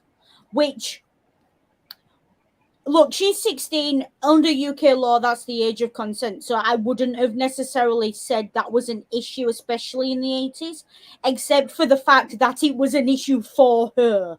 Yeah. Yeah, Like, consent matters. yeah. And like he clearly hurt her, and he clearly like took advantage of her youth, which gross. Yeah, Um, very. if there's ever any 16-year-olds who watch this, just take a lesson from an AFAB person who was 16 once. That 22 to 24-year-old who's sniffing around you and tells you how mature you are and how good you are and what a beautiful person you are and how he doesn't date girls his age because none of them are like you. He's a predator. Fucking run. Yeah, because they want to mold you and shape you and groom you because you are inexperienced and you haven't had that practical experience. Do you know why? Run. Do you know why girls his own age don't date him? It's because they recognize the red flags. Yeah, that he's toxic. So yeah, definitely run. Yeah. It just like for me, if you're a teenager, stay within your, especially if you're under 18, like your ages should definitely start with the same number. At bare minimum. Yeah. I was 19 when I got married to my ex-husband, who was 5 or 6 years older than me. And it doesn't seem like that big of an age difference, but it is, like, especially around, that time. And it was very, he knew what he was doing. I'll leave it at that. No, it's like there's 3 years between Ring and I, and we got together shortly after I turned 18, 19. The difference was we'd known each other for 2 years, and we were online, and there was a lot of discussion around that. And obviously, and look at Ring. Ring is harmless. Ring is, I got very lucky in dating someone older than me who wasn't a predator. Yeah.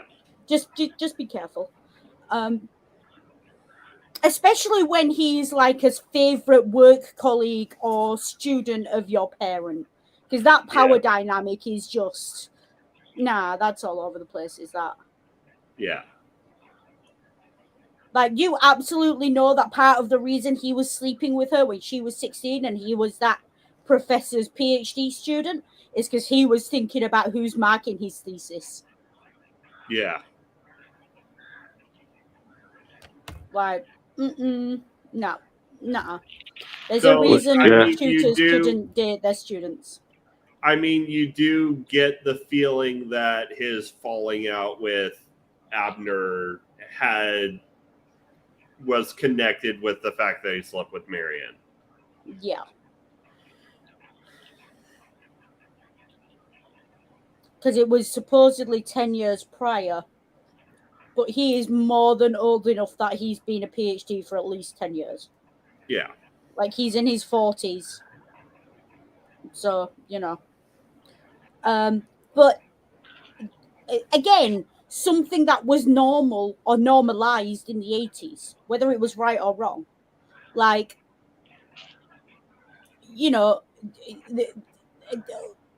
there's stories of, guys in the 80s who, I'm very wary of saying that, X was a predator because he dated a girl who was a teenager in the 80s. Because, Yeah. If she's not saying that she was a victim and she's happy with it, then no one else has got the right to force that victim status on her. But And Marianne stated that she was a victim. yes, while he was still alive, and then punched him for it while he was still alive, as opposed to waiting for 15 years or however many years after he died before running off to the press and claiming that she was a victim because she was worried about ruining her career. Well, if your career meant that much to you, darling, like, you knew, like, that was a tit for tat. You knew what you were getting. There's a level of I'll always believe victims and trust victims, but there is a level of also, you don't get to retcon whether you consented or not. And she wasn't. Like, she was 16, she thought she knew what she was doing, and yet she looks at it as just she was a child. She knew better. Like, the fact that her father doesn't speak to him speaks volumes as to who was in the wrong in that situation in this movie. Yeah. Like, because if there's one thing we know is that, unfortunately, men close ranks. Yeah. So if the father has got an issue with it, there was an issue there. There was a problem there. More often than not, although there is also that toxic mindset of, purity culture and you defiled my daughter. So there's an anger there, even if it wasn't a toxic relationship or a toxic thing. That is just, devil's advocate here. Like, there is that mindset too. Like, girls were considered property of their fathers, if not legally, still that mentality and that purity was important. So deflowering the daughter would draw the ire of the father, regardless of whether or not it was like a bad situation.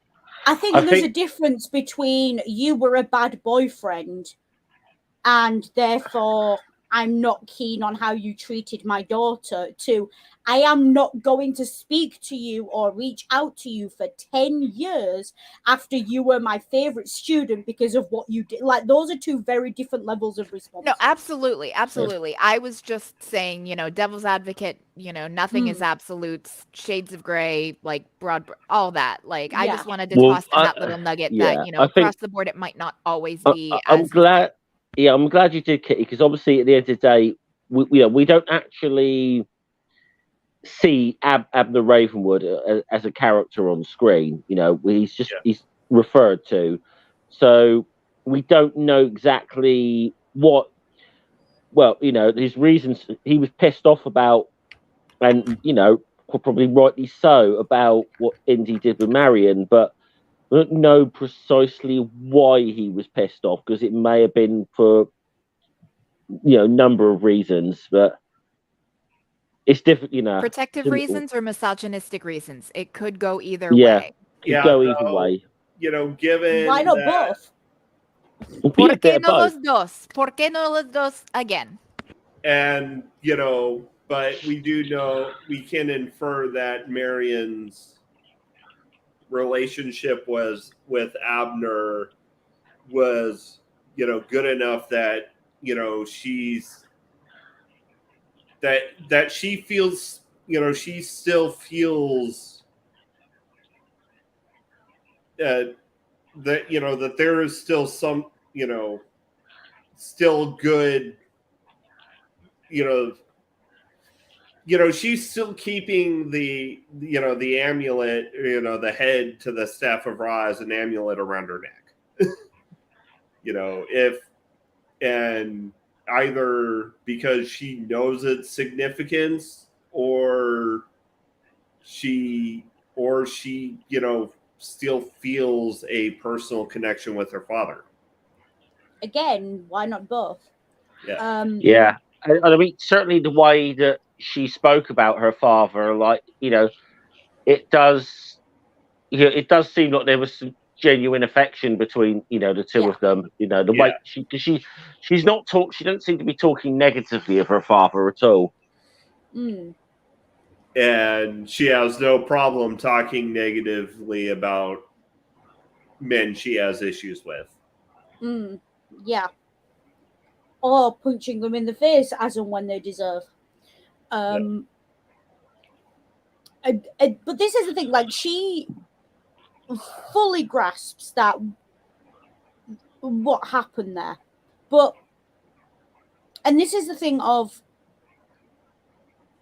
and again, you all know I'm very left wing, very liberal. Yeah. I'm very much of the opinion, like, I remember when I think it was Bowie died, and they went and found one of his old groupies who was like 18 when she first like was his groupie. And everyone was like, oh, she was a victim, he was a... And she was like, no, I was fucking obsessed with him. I'd have opened my legs for him all day, every day, and twice on Sundays. And it's like, that woman's not a victim. Stop making her a victim. And yet, if there'd have been another girl the same age who didn't feel comfortable and was in that situation, absolutely she's a victim and like, Yeah. he's a predator. Yeah. But it's, and it happens with famous people a lot. Hugh Hefner, famously, like, if you were going to be a Playboy bunny, you knew what you were signing up for. Like, you absolutely knew. I don't care if you were 16, 26, 36, 76. You knew what you were signing up for when you signed up with him. So, like, what do you want? You're not a child being diddled by Jimmy Savile in the corridors of of Leeds General Infirmary. Like, there comes a point where you have to sort of say, look, regret is not the same as not having consented at all. Like, you're allowed to have buyer's remorse, you're allowed to have regrets. I'm sure everyone's got like relationships that they regretted in the past, decisions, like stupid decisions they made when they were teenagers. Well, That doesn't mean that the people who were involved in that are dangerous or Yeah. I think there's an interesting thing with this movie. If you go back just before they met, but he's having a conversation with Marcus. Although Marcus changes the subject to say, "Look, Marion's the least of your worries right now," but you can see that whole thing. Do you think she'll still? And I don't know. You just get that there's a bit of a regret, or at least on some level, he knows what he did was wrong. And whether that's dating her at all that was wrong, or whether that's the way he treated her, or the way he left her, or did he sleep around behind her back, because he definitely seems the type. Like, yeah, whatever he did to her was enough that 10 years later her instinct is to punch him. Yeah, I mean, you can tell he's definitely nervous about running into her. Yeah, so he knows he's in the wrong as well. He knows that he knows on some level that he fucked up bad. Yeah, and like that's half the argument here. Like, he knows he fucked up, therefore of course he was in the wrong. Yeah, but she also, like, she was 16, she was a child. Absolutely 100% agree with that. He should not have been anywhere near a 16-year-old, especially given the age difference. Like, he's already going grey and she's in her mid-20s. Like, that's telling you that when she was 16 he was at least late 20s. Yeah. Like, okay, so that's a thing. And it's a really complicated issue because it's people's lives and there's cultural issues and everything else. But, like, if that scene, if you took that scene out of an indie movie now and dropped that into a modern movie, Yeah. like Indy absolutely would not be the hero of that movie. He would be the villain. Yeah. Because that would not be a scene that anyone would write their hero being a part of. Like, on no planet in 2023 do you release a movie in which the main female lead yells at your supposed hero, I was 16, I was a child.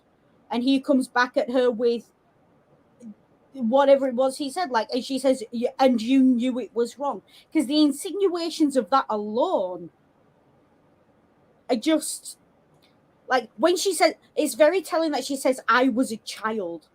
Because Yeah. what she's saying is, and you weren't. If they were the same age, or even close in age, she would not have said that, because it wouldn't have been relevant. Yeah. The age, that's what makes it relevant.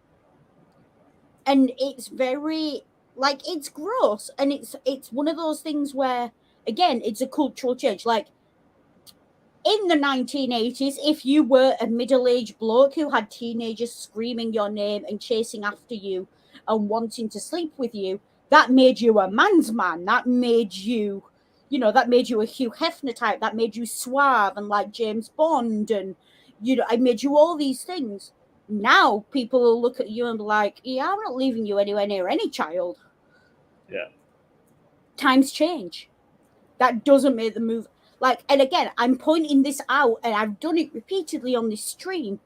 Just because those problems are there doesn't mean the movie is bad. It means it's of its time, and you have to appreciate it for being of its time. And that the protagonist is morally gray, not a good guy, because protagonist does not mean hero. Yeah, but this is the thing as well. What a hero is changes in cultures. Like, look at the development of Captain America. Yeah. At any given point in the history of Captain America, he is an idealized paragon of virtue and heroism according to the ideals of the culture he's being released into. Yeah. So in the 1940s, he's an obedient soldier who fights Nazis. In the 2020s, he's a PTSD-ridden veteran who cares more about his friends than random laws made up by suits, and he cares more about justice than law. Like, And he's changed because our ideals of what a hero is changed. And in the 70s, he told the government to go fuck itself and went rogue for a while. Yeah. I'm amazed you referenced Captain America there and not the Iliad, to be honest. I mean, you can do that too. Like, But the I mean, 'cause Iliad. I think like in like the ancient Greek culture or whatever, Achilles would be more seen the hero. But I think to our modern sensibilities, Hector's the more what we would call a hero. Yeah, like a hero in ancient Greek culture is very weird, because a hero is just a strong person. Like, their morals, their ethics, anything, that's not relevant. It's how strong are you. Though, Hercules. That being said, there is something I pointed out in a tweet a while back that, since it's come up, I'll go ahead and reference it again. And with Sing O Muse of the Rage of Jonathan Wick. Yes, basically. Yeah. But except I don't think Jonathan Wick would pout because, like, the girl he thought he won in war had been taken away from him by, I have my issues. It's Odysseus, isn't it? Like, Odysseus in ancient Greece was a hero. He was sly, he was cunning, he was clever. In Rome, he was a manipulative snake, and like the story goes, although again, it might not be entirely correct. The story goes like, the reason Dante, when he wrote the Inferno, put Odysseus in hell is because he'd only ever read the Iliad and the Odyssey in Latin. And the Romans, like, to a culture in Rome where your virtue and your honor and your honesty is everything. Well, Being sly and cunning and able to lie and mischievous and manipulative, you're the devil. You're the devil incarnate. well, I mean, being Italian, and given how Rome tied itself back to the Trojan side via the Aeneid, Dante's like Dante wrote the Inferno as a here's everyone I hate in hell. Yes, and he put Odysseus in Yeah. with the liars and those who gave false. Yeah, And it's not because he was Greek and the Romans are descended from the Trojans. It's because Odysseus is a liar and he's sly and he's manipulative. And in Latin, when you read it in Latin, that comes across way more than it does in the original Greek. though, that being said, I'm pretty sure, like, if I remember right, Achilles was in the wrathful part of hell. Yes, because Achilles' wrath, like, again, what does Dante respect? He respects an obedient soldier, a warrior king. Achilles is pouty and petty and literally drags a war on for years longer than it needs to be because he's throwing a fit about having his slave girl taken away. Yeah. Like, of course Dante's going to view that as someone who's wrathful.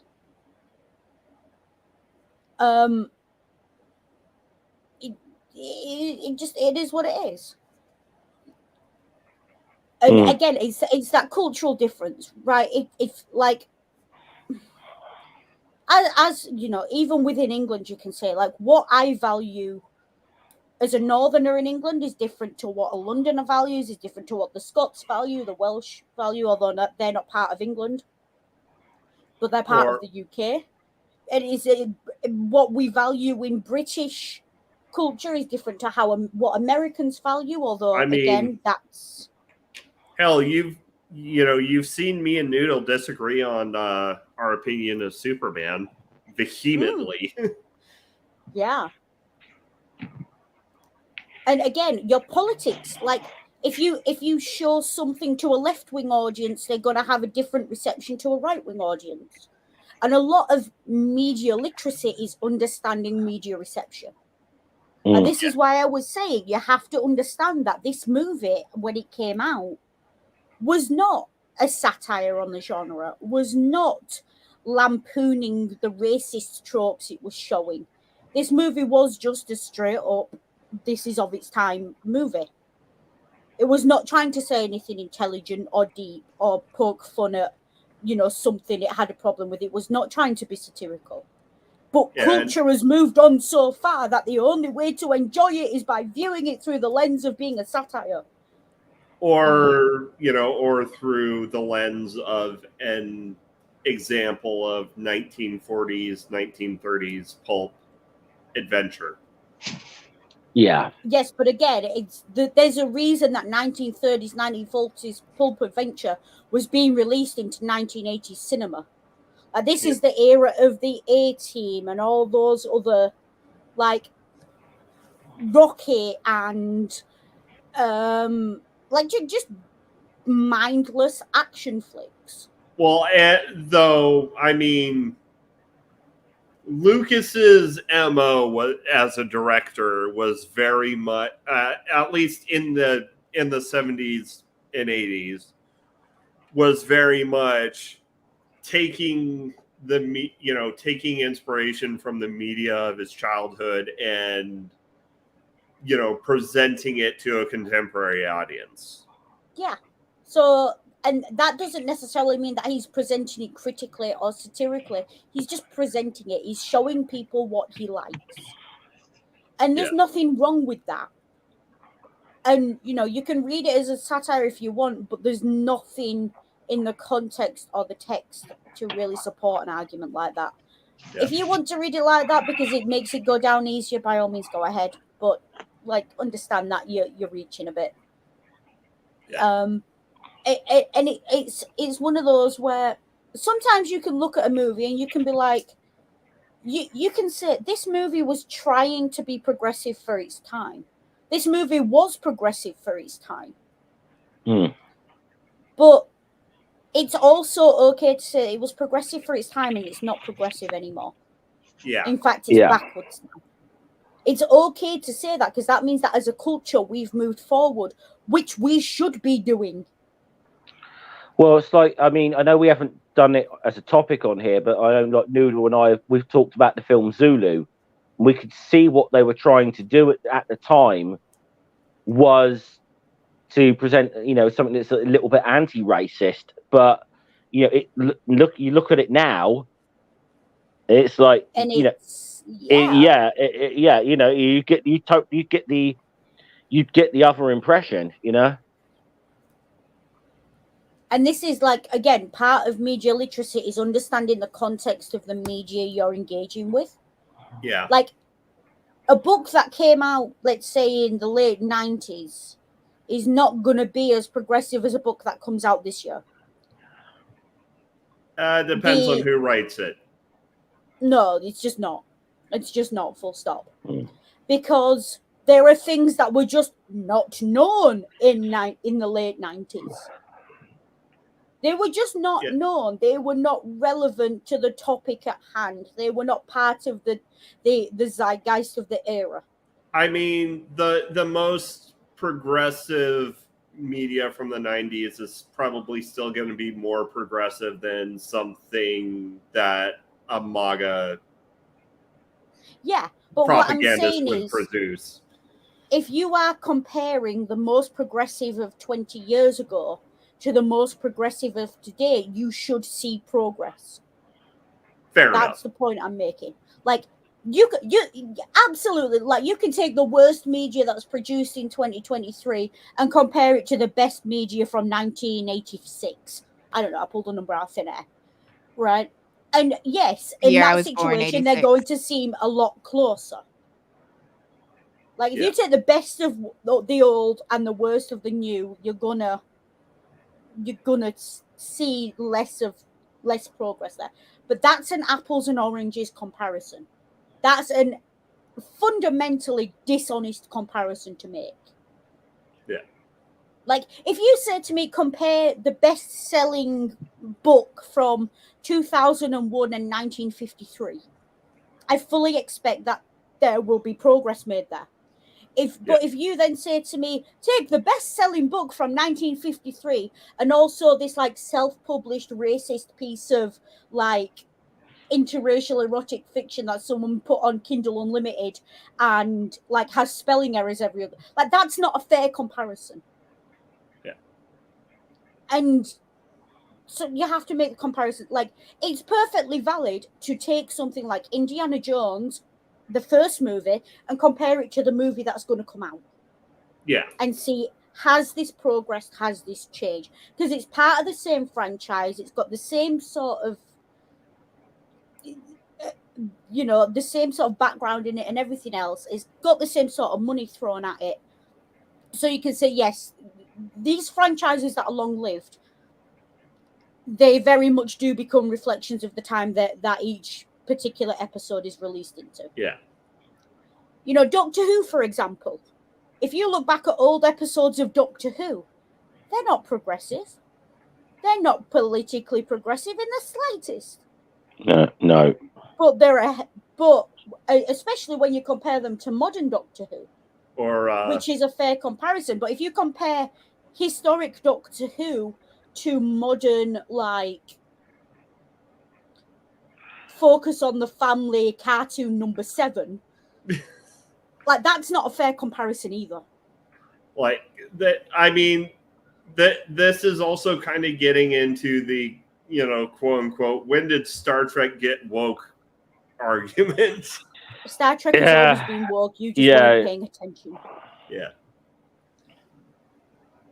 Well, it's interesting you mentioned Doctor Who, because I remember talking to someone won't say who, a little while ago, said about how like political Doctor Who's getting nowadays, and I'm like, it's always been political.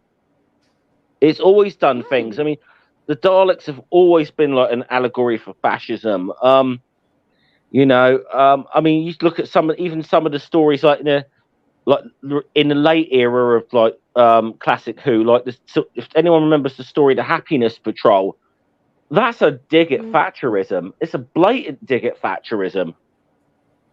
Yeah. Unlike Star Trek did the episode where they landed on a planet that was like America in the 1700s. Or, they did the Apollo episode, or all these episodes they did that were absolutely political statements on the politics of the day. Yeah. Like, I mean, hell, even having, Uhura as the communications officer was Yeah. a political statement. The famous Whoopi Goldberg quote when she said she saw Star Trek on TV, she ran into the kitchen and said, Mummy, come look. There's a black woman on TV and she ain't no maid. Well, I mean, the classic stories that Nichelle Nichols herself told about, because she was actually thinking of quitting the show, wasn't it? And then she found out, of all people, Martin Luther King was a fan of the show specifically because she was on it. And it's like, I can't, she's like, I can't quit this show now. I can't quit it, Yeah. Yeah. But again, things like that are political. Like in 1981, is it a political statement that a white American is good friends with an Arab and has a good, honest, loyal ally in a black man? Absolutely, that's a political statement. That's a progressive political statement to make. Is it a progressive political statement that a woman in 1981 can drink a man under the table? Yes.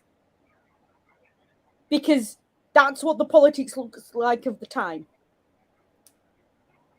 Like, is it a political statement that this character carries a gun but uses a whip, a non-deadly weapon first? Yes. Is it a political statement that this character goes to find artifacts to put in a museum to be studied rather than allowing them to fall into the hands of fascism who will use it as a propaganda tool? Yes. All of those things are very progressive ideas for 1981. Some of them are progressive ideas for today. Yeah. Unintentional political statement of like him being there means more people end up dying, since, as you said earlier, the story would have played out the same one way or the other, whether he was there or not. So unintentional political statement. The Americans getting involved makes shit worse. Oh yeah, the Americans getting involved in the Middle East and more people dying definitely hits different post Iraq and Afghanistan. Yeah. It just does. But like I said, though, in a way, though, I think you said it earlier, though, that I think what you're supposed to, if you really want to analyze it, yeah, Indy's not that viable to plot. But I think the thing is, you're supposed to be left with, like, when this movie is made, you're really supposed to be left with Indy. It's his story, and that he's a part. Yeah, I mean, technically, if you want to get technical about it, yeah, that plot plays out the same with or without his involvement. It's just being on that adventure and journey with him. I think is the point of the movie, in a sense. Yeah, the point of the movie is not the ending; it's the adventure. Yeah, that's the whole. But that's why it doesn't matter that Indy makes no difference to the plot, because Indy is not there to make a difference to the plot. He's there to give the audience a way into seeing what the plot is. Yeah, or like to compare it to the pulp novels that it's, so a slightly different genre of the same era of pulp novels that, Indiana Jones was emulating, like in Conan, the Conan stories, none of the plots actually really revolve around Conan. It's just Conan shows up and does Conan stuff. Yeah, it's And like if this you is ever very watched... much the same, this is very much in the same vein where the plot is an excuse to watch Indiana Jones do Indiana Jones stuff. Yeah. It's like if you ever watched Highlander in the 80s. Like, Yeah. that plot was not an excuse. That was not a movie about immortal beings. That was not a TV show about immortal beings. That was which part of history can we drop this vaguely good-looking actor into this week? That's what that was for. I still find it amusing that in a movie called Highlander, the one Scottish actor is playing an Egyptian posing as a Spaniard. Yeah. I think the less said about that, the better. But this is what I mean, like, and I keep saying that there's nothing wrong with liking problematic media. Yeah. And I want to make that absolutely clear. Like, as much as I've picked and needled at this movie and its problems, there's nothing wrong with liking problematic, bigoted media. Like, I don't care what you like in fiction. I care how you behave in real life. Yeah. Like, some of the nicest, gentlest, kindest, most generous people I know read some really fucked up shit, and I know they read it because they send me the links on AO3 to it. You're gonna do me dirty and call me out like that. Okay. I wasn't even talking about you, Kitty, but you are also on that list. People are allowed to have rich fantasy lives. People are allowed to like someone other than the heroic paragon of virtue. People are allowed to like characters who do shit that like you wouldn't do in real life because it would get you arrested. Like that's okay. And you don't have to tie yourself up in knots of literary criticism or, make massive leaps of judgment or anything else about a piece of media to justify liking it. Like, for example, I enjoy Rick and Morty, and I showed the first episode to Noodle, and they were horrified by it.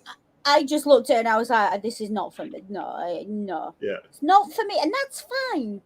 Look, that is fine. Okay, great. Lots of people like it. It's not for me. And that's cool. I'm not into nihilism for entertainment. Like, I like my entertainment to be vaguely hopeful because there's enough nihilism in the world. There's enough darkness in the world without my escape, like my main form of escape, also being dark and nihilistic. Whereas I like to just wallow in the fucking grim dark nihilism. Like that's me. Like I just like inject that shit into my veins and let me wallow in the blackness. If I'm gonna mainline feeling dark and depressed, I'm gonna do it through music, not through TV. It's like that's mainly my outlet. I just realized something. Kitty is like if Noodle had my taste in media. Basically, yeah. Yeah, pretty much. Basically, like cousins or sisters, not twins, kind of thing. Like as like far as like we have a lot of similarities, but like then we also have a lot of similarities. I am like an amalgamation of the two of you.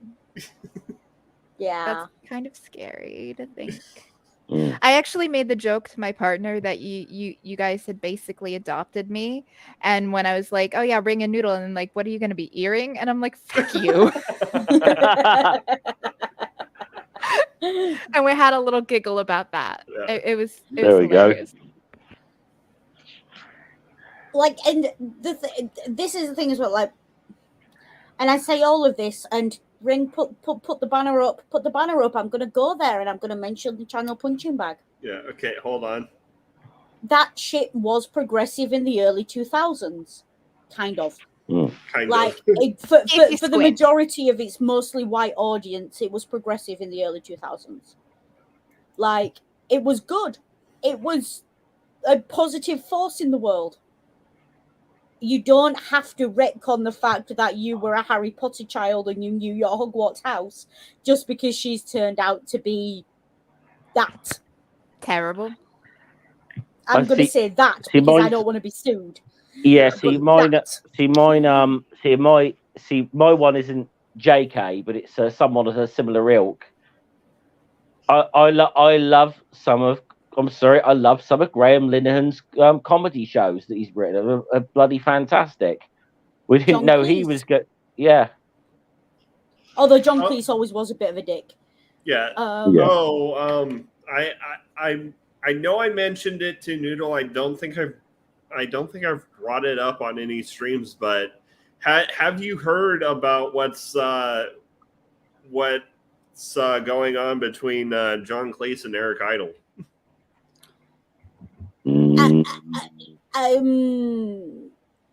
So John Cleese is adapting. Yes, I'm aware. Yes.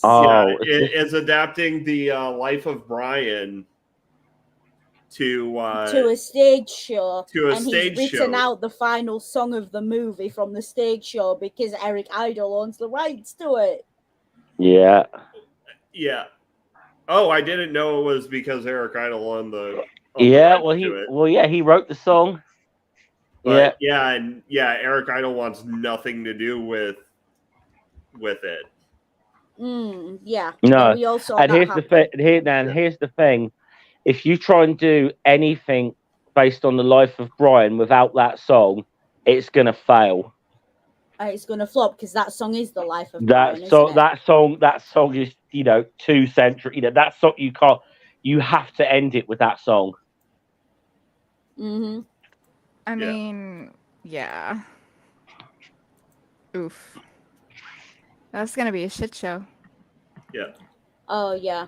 So I no, and all that being said, we began this stream saying Indiana Jones is a popcorn flick, and we're not going to have much to say about that. Yes, 4 hours later, we haven't talked about Indiana Jones. We've talked about the issues around it. We've talked about media literacy. We've talked about the development of cultures. So we've used Indiana Jones as a prism and a jumping off point for those discussions, but we haven't necessarily talked a lot about the film. Fair enough. And this just goes to prove that, once again, you can use anything as a prism through which to discuss anything. Yeah. Which is why, media literacy is a good thing, because it also starts as a jumping off point to tangential learning. Mm-hmm. But with that, I think we can move on. We can safely move on to shilling, unless any of you have final thoughts. No, I think we've pretty much covered everything, haven't we? Yeah, I had a very fun time with this discussion.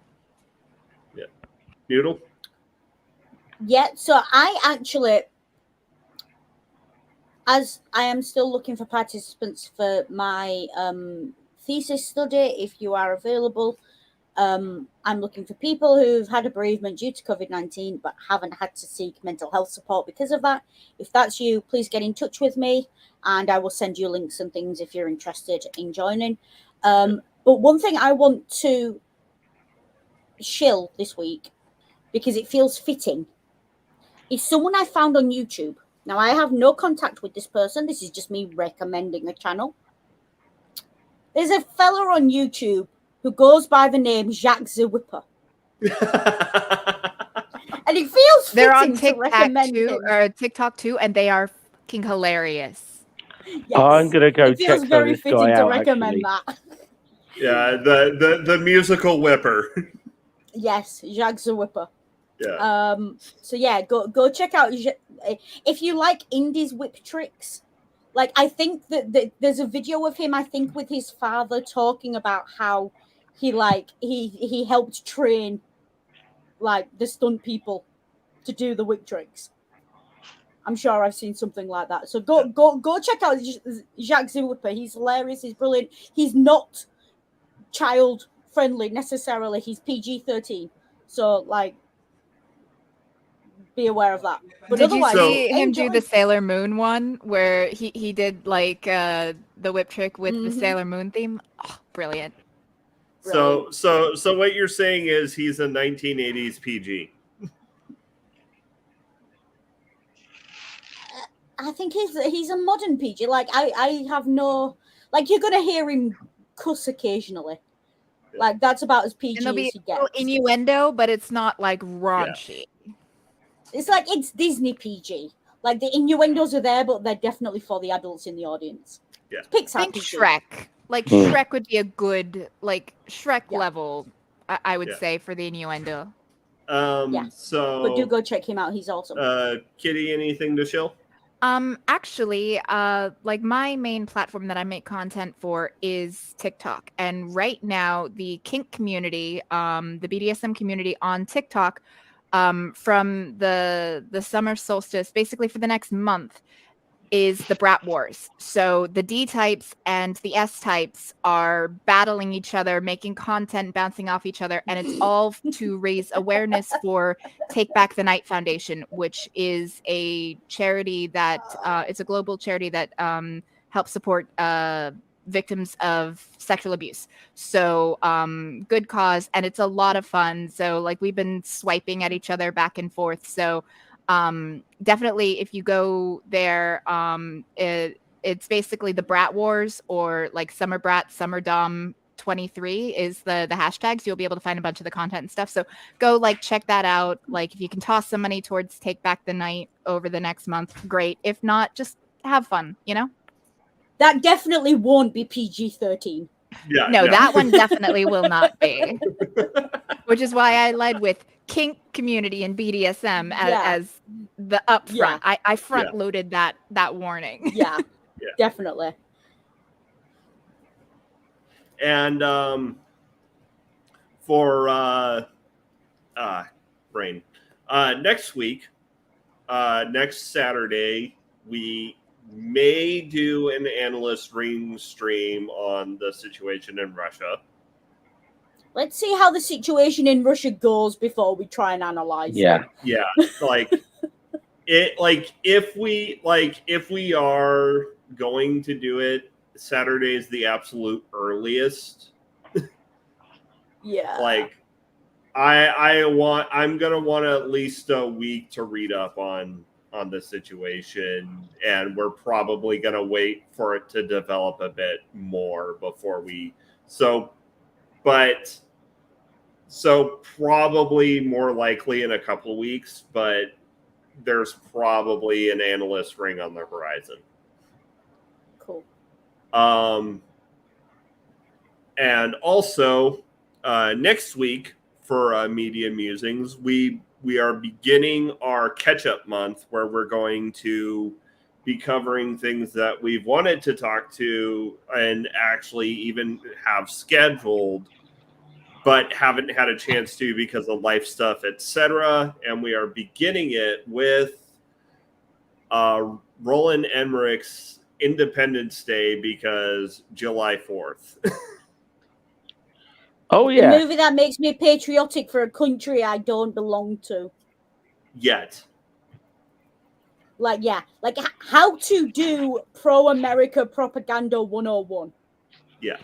I mean, well, first off, make the enemies not brown people from elsewhere in the world. You know. Yeah.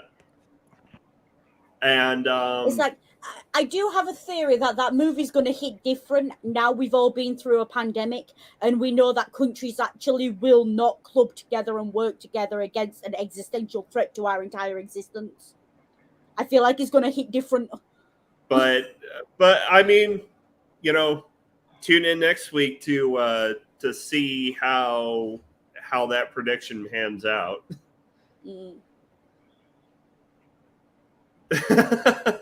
Rain. Finally a movie I've seen. I mean, if you want to use Media Musings as a recommendation, list, I mean, go ahead if you want. though. Like, watch at least the first 20 minutes of any stream of a movie before you take it as a recommendation, though. Because Yeah. like, if we didn't like it, you will know within 20 minutes. Though, I mean, if we didn't like a piece of media, that doesn't necessarily mean it's not worth consuming. Yeah, Yeah. no, but we would discuss it. Or But we would say very early on, like, I didn't like this, but or even covering on a stream. We've done bits of media that we don't even particularly like that we've covered on a stream. Da Vinci Code, but you know, Yes. Tommy. yeah. Yeah. And so, you know, next week we're doing the 4th of July Independence Day for, you know, the week of the 4th of July. And sometime I should probably do something about my philosophy on movie reviews, since it did come up a little bit in the Ben Shapiro stream, which was almost as anticlimactic as I expect his wife feels. Oof. Well, shots fired. Oof. That was So, across the bow, and I love it. Yeah, So is damn it, it, Ring. That was below the belt. Not that he's noticed Emotional 'cause he don't give a damage. shit. Fuck. Fuck yeah, like I've just got well, emotional. Wherever that's Uncle that's a Chinese rice man. Yeah. so next week myself and Noodles get to wish you remember his guys a happy. We get to wish you guys a happy treason day. Yeah. Yeah. Yes, happy treason day, ungrateful colonials. Honestly, before like the whole like becoming Turf Island thing, there was a time when I was like, you know, things might have been better if we actually didn't gain our independence in this country. Like, would have had universal health care and, you know, but like Britain's gone down the shitter kind of like we have, so it's really not the same Yeah. anymore. Like, there was a time when it was like, oh, it wouldn't have been so bad, and now it's like, nah, it would have been just as bad. The problem is that you guys got Trump, and then we decided to say, hold my beer and get Boris. I would say Trump is worse than Boris, to be honest. Like, I mean, Boris is like a wish version of Trump. Yeah, Trump actively committed treason. I mean, so did Boris, but he got away with it. Yeah. Like, Boris literally lied to the Queen to prorogue Parliament. Yeah. Like, that is literally. If we were just talking about lying, like Trump did that every fucking day. But we're talking so like did secrets he, giving but away. Yeah, like full on. And full on inciting an insurrection. Yeah, Boris didn't do that. Not I mean, yet. Not yet. All right, fair. Like, it could still be. Like, the man left office in disgrace by describing himself and comparing himself to Cincinnatus. He thinks he's coming back. Like, you know. Honestly, regardless, we're both our countries are fucked. So, you know, like. And with Jeff, do you have anything to show? I really don't this week, actually. I mean, obviously, yeah, I've got my channel, but I haven't done an awful lot on there. I did have to like vent a little bit about the Church of England the other day, but that it's just one of those things. Sometimes you just need to vent about certain things, and the Church of England gladly gave me an opportunity to do that. And with that, I guess we'll move to tagline. So, Scummer?